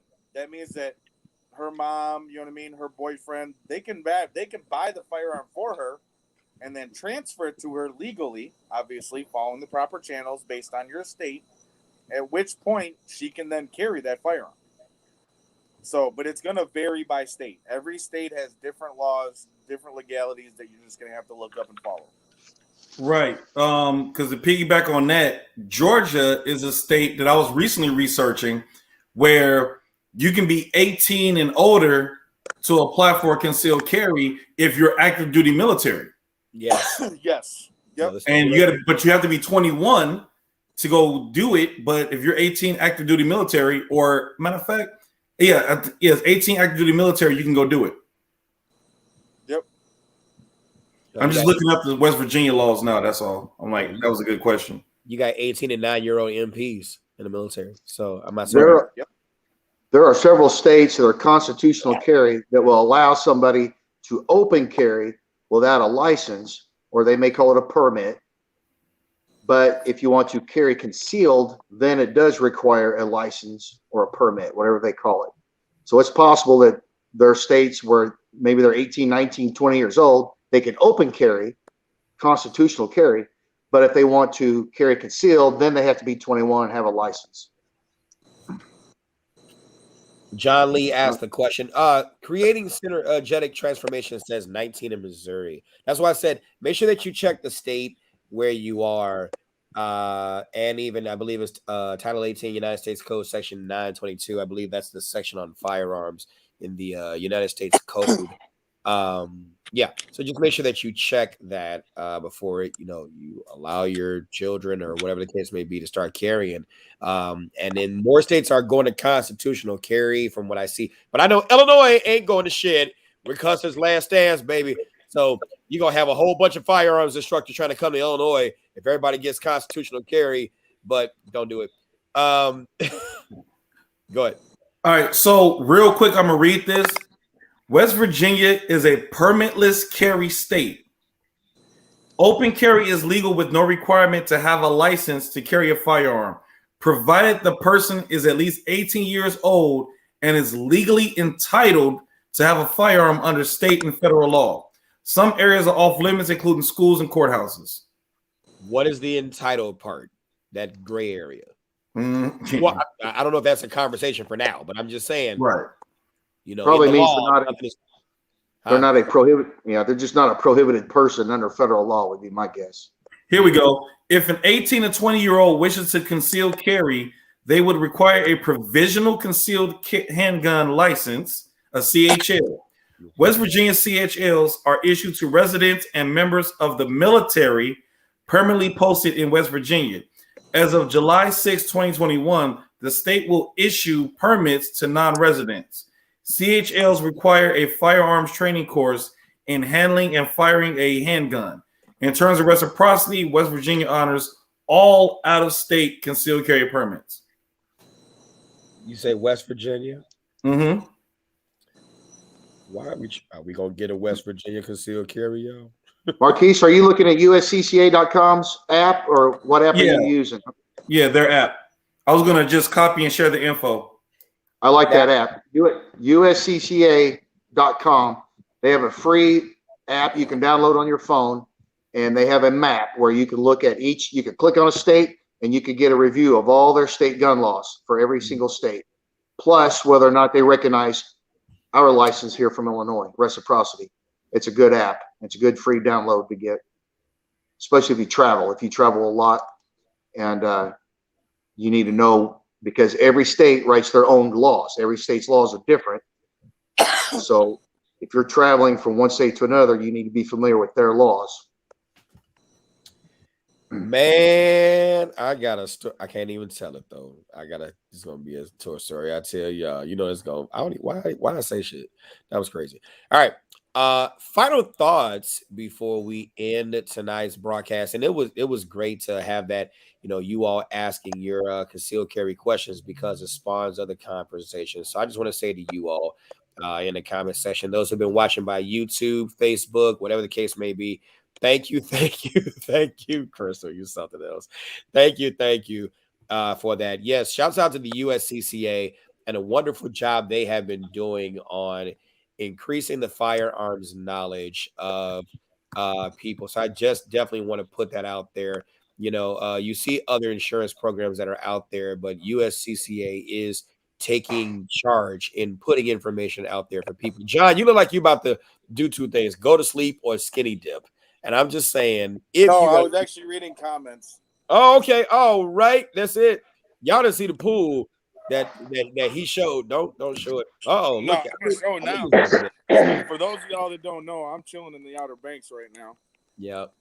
So this is what I have going on. That's it. So you got a nice pool, but shitty signal. Understood. That's it, right? Hey, wait a minute. Hold on. Just a couple of shows. I was the one with crappy signal. Hold on. So hold up. At least I'm not running on Taco Bell internet. The bill's paid. Ah, yeah, that's it. You just got an Obama phone. Oh shit! But you know what? He should be good because it's nights and weekends. Oh, that's right. Here we go. I'm covered. I'm covered. Message SG235. Welcome to U.S. Cellular. We're sorry, but the number you have called. But you have ran out of minutes. Oh shit! All right, final thoughts, guys. You know what? We didn't cover weapon mounted lights. Yeah, if you guys want to, I ain't gotta end it. We got 20 minutes. Fuck it, go. Yeah. Jacob, you've been kind of quiet. You want to kick this one off? Well, there's a lot of things to consider with weapons mounted lights versus handheld lights. Yeah. Weapons mounted lights, you have to know how to use it and use it safely and not sweep somebody. You have to keep in mind, first and foremost, that if you're using your weapons mounted light, wherever that light is pointing, so is the muzzle of your firearm. And you have to keep that in mind and be aware of that and know how to maybe bounce light off of a wall or a floor or a ceiling to illuminate something. But always remember that rule about, never point your gun at something you're not willing to destroy. And that means I can't use my flashlight, if it's mounted to my weapon, to go looking around my car or my backyard or looking for my car keys I dropped on the ground, because that fucking light is attached to the fucking gun. So you got to keep that in mind. So there's a difference between a handheld light and a weapons mounted light. Now, sometimes I like one. Sorry, but sometimes I like one handheld, or sometimes I like a weapons mount. It all depends on the situation. Didn't we see that on Cops? You know what? We've talked about a lot of things tonight. Use of force, use of deadly force, edged weapons, weapons mounted lights that honestly 90% of the people out there are never going to get trained on.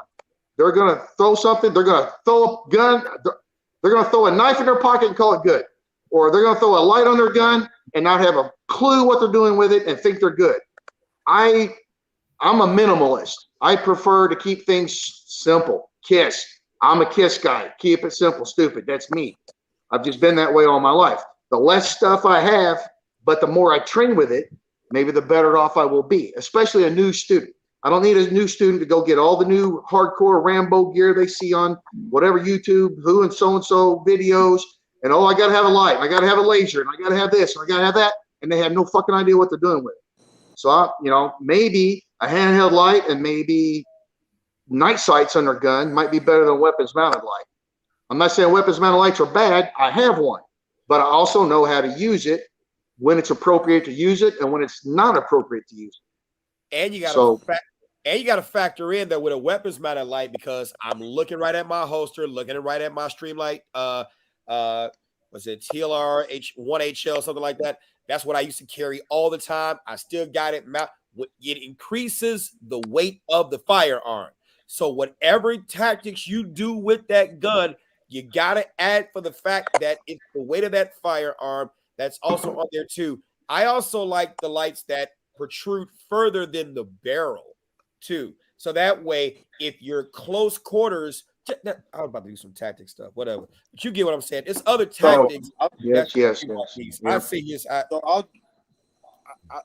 I'll jump in on this one as well.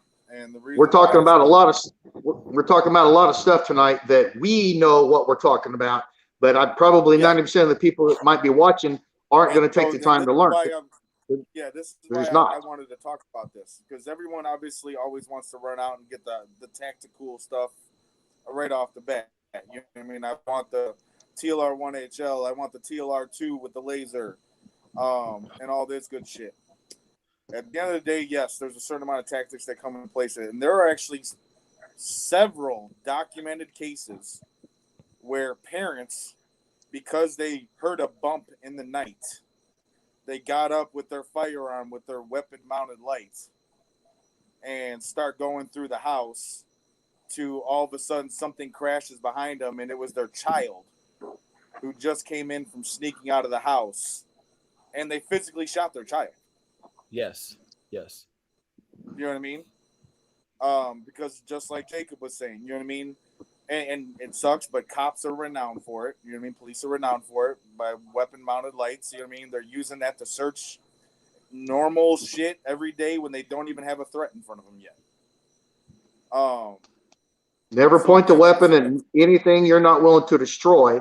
That means you cannot use that weapons mounted light as a flashlight to go searching, unless you know how to do that by bouncing that light off of a ceiling or off of the floor or off of a wall. You can bounce that light and still illuminate the area, but you cannot point the muzzle of that firearm directly at something if you don't know what that something is yet.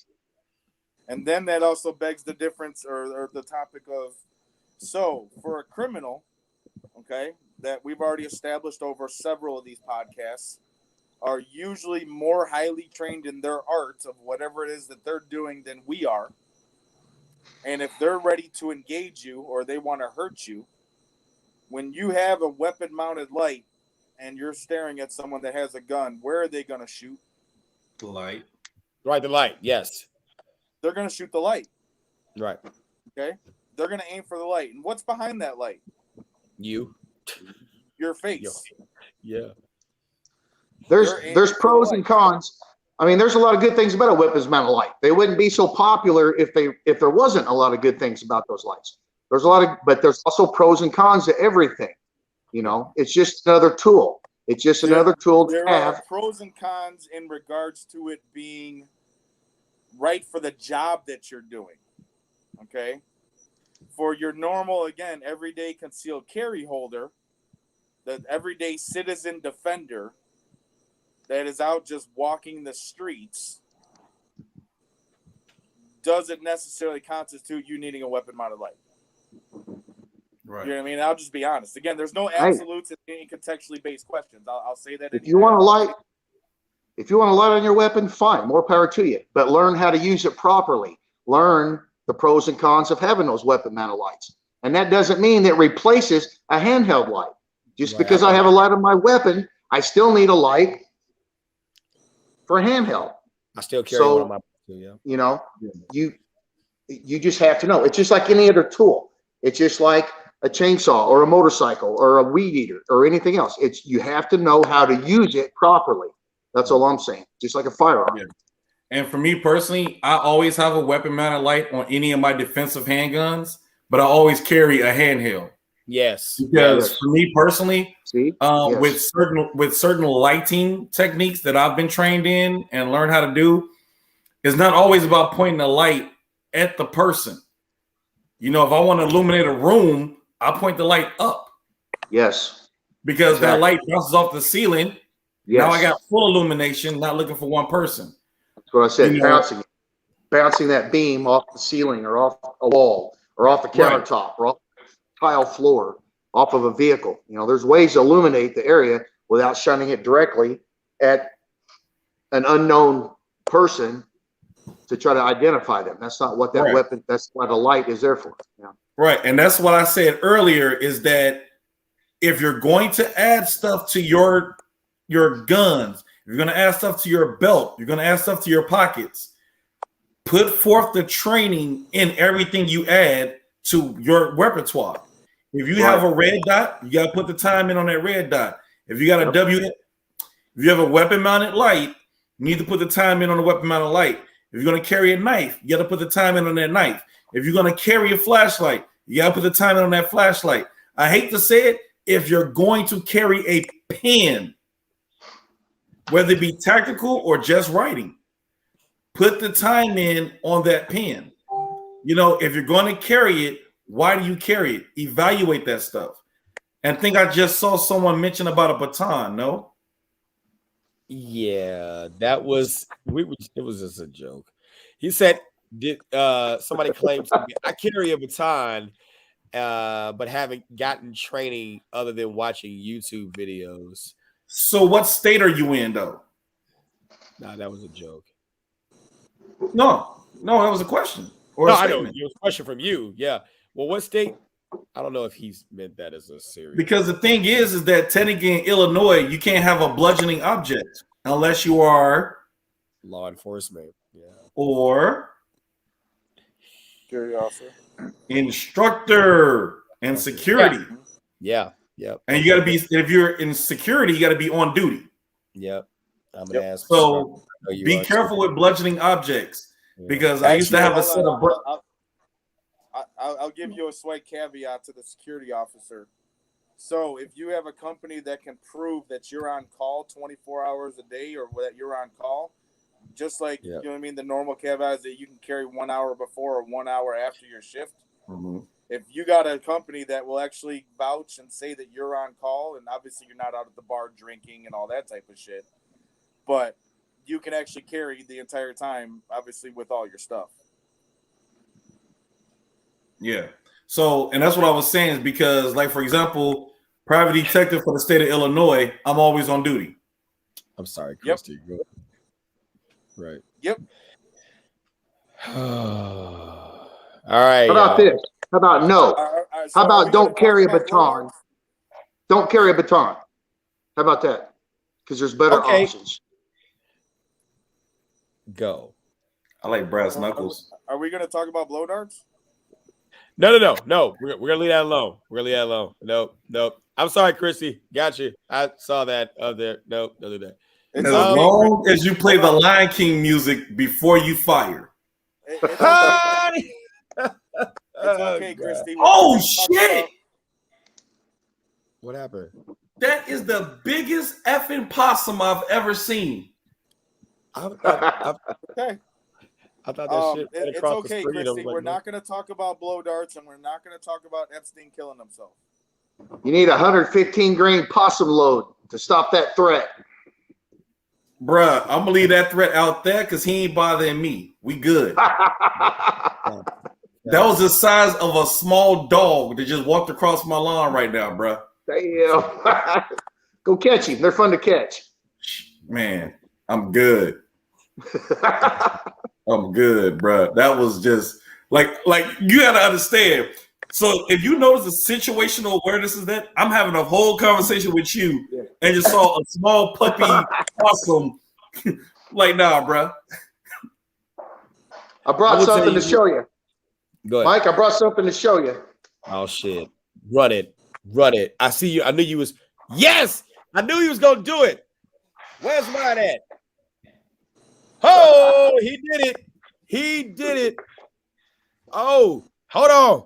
Here we go. Yeah. Is this? I gotta pull the strap. He got his. No, Marquise. Where's it at? Hold on. Here we go. The Naval Fighter Weapons School. That's it. Oh, come on. Don't you got your Outback? You at the Outback Sandy Dunes spot. Where's it at? Where you got it? Oh, look. Got my concealed carry. I'm way too sober for this shit. That's how you can tell. Y'all are killing me with the MERS. At least I got the Naval Fighter Weapons. Top Gun volleyball. Here we go with the MERSes again. I was 5 years old when this movie first came out. Whoa! Oh, he got the taser, the Kimber pepper spray one. John said I will have no parts of these guys. No. Oh, that's one of the laser light pistols. Yeah. Speaking of which, I know you guys are probably ambidextrous, shoot with both hands. How many of you all practice like holstering with both hands too? I just started doing that. I've always shot with both hands, but just like holstering with both hands, you gotta try some new shit. It's true I'm story. still stuck on the purses, bro. Go ahead, bring out your Louis Vuitton. He called Louis Vuitton. Louis Vuitton. Yeah, Louis Vuitton. Like that's Vuitton, Mike. I know. All right, y'all. So we had a good show tonight. I just want to say thank you all.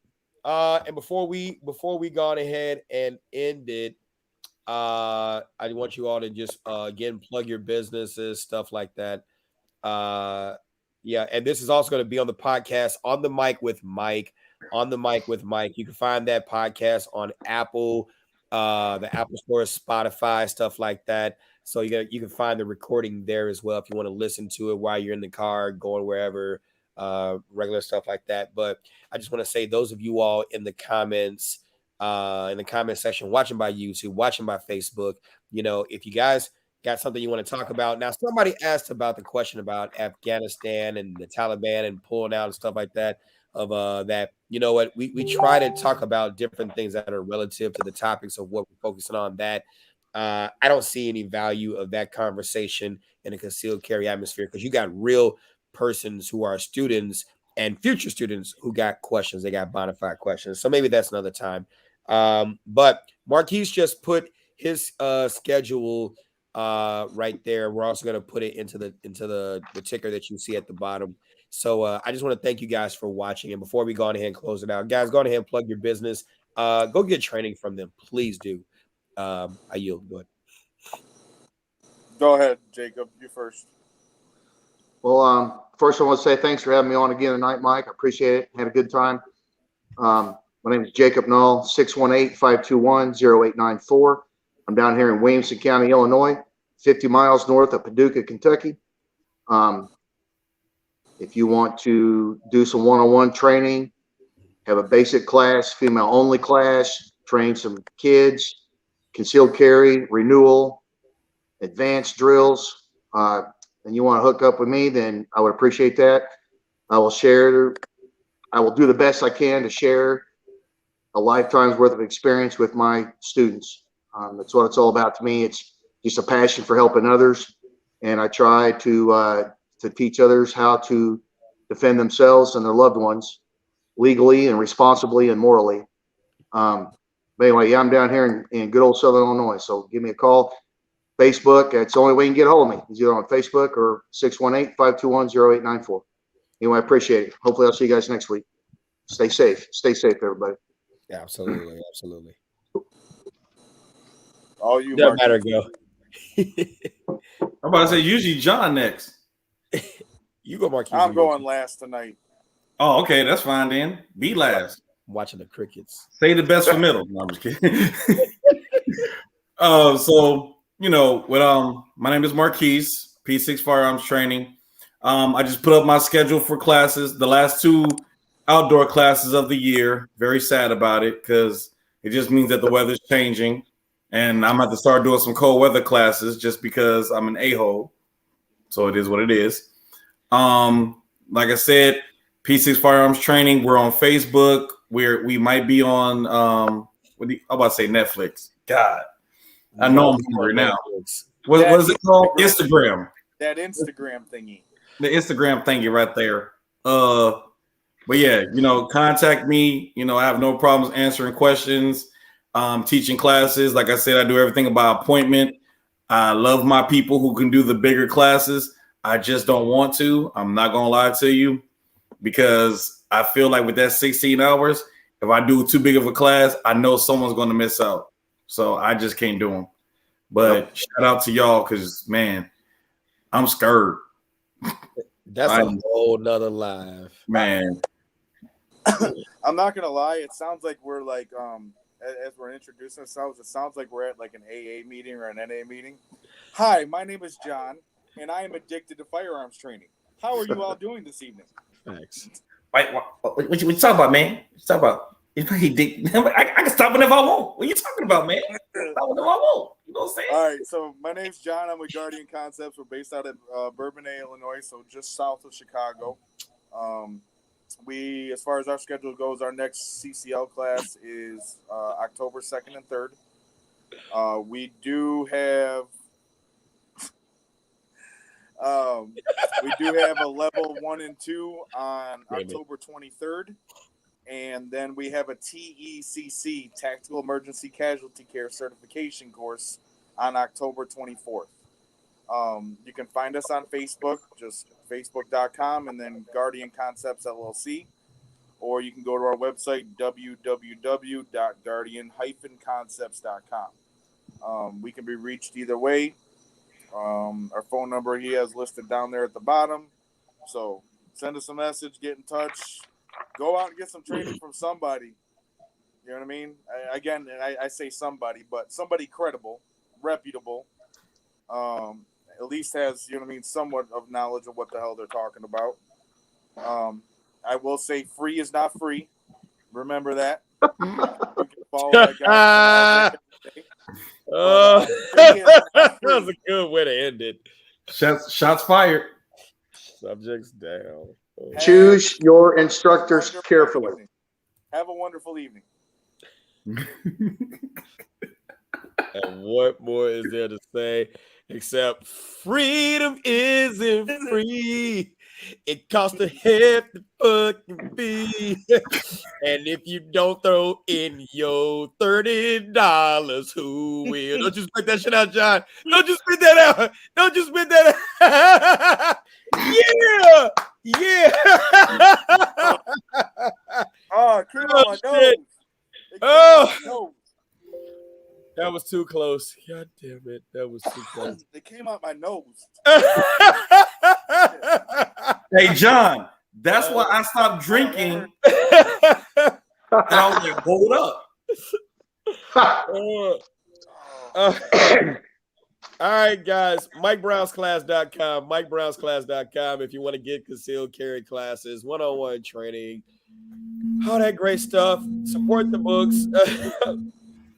MikeBrownsBooks.com, all that great stuff. Look, we love talking about this.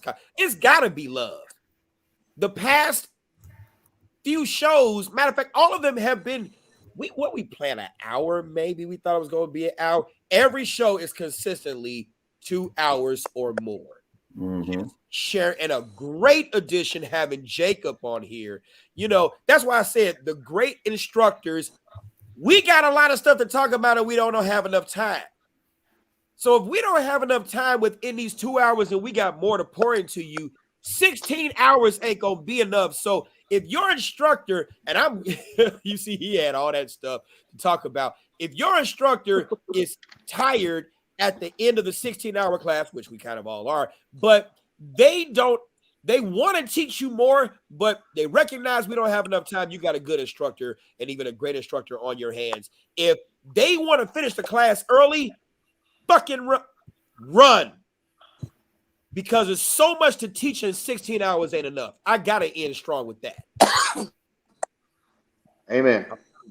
You've got Viper Absolutely. Defense, P6 Firearms, Guardian Concepts, Security Training Concepts. Get your ass in somebody's class where free ain't free. I'm not going to do that again. Choose your instructors carefully because your fucking life depends on it. I'm telling you. It's not my life. It's your life. If your life is worth, if your life is worth, how much value do you place on your life? Free? Is your life free or is it worth something? Right. If your life is worth free 99, as in free 99, right. Just put up, just like my man John said, put us in your wheel, please. 4-way split. Hashtag we like free shit. Absolutely. It reminds me of the people who will go out and buy a $30,000 motorcycle and a $10 helmet. Right? You got all that money spent on a fucking motorcycle, but you don't want to spend no more than $10. You want to buy the cheapest helmet you can find. Is your life not worth more than that? Just saying. Nah, Jacob. They go in the kitchen cupboard and they grab a steel bowl real quick and just toss it on. Damn. Get some duct tape. Damn. Christy said her son took his concealed carry class Saturday. Now her, the hubby, and both kids are licensed to carry concealed. That's what I'm talking about. A family that, trains together, protects together. Look, get your kids, get your loved ones on the train to be able to actually protect themselves. Because I'm telling you, there was a home invasion in Indiana, and I will end with this, a home invasion in Indiana where a 5-year-old boy had enough courage than the mom who had a duty to protect. Come on now. Everybody needs to be able to protect themselves. All right. So until next Wednesday, This is Trigger with Instructor Mike and friends. Yay. That's it. John's hand. I'm about to say, John, there you go. Hands were stuck. Hey-oh. All right. All right. Until next Wednesday, you guys take care of yourselves and each other. I sound like Boris. That's some lame shit. Bye.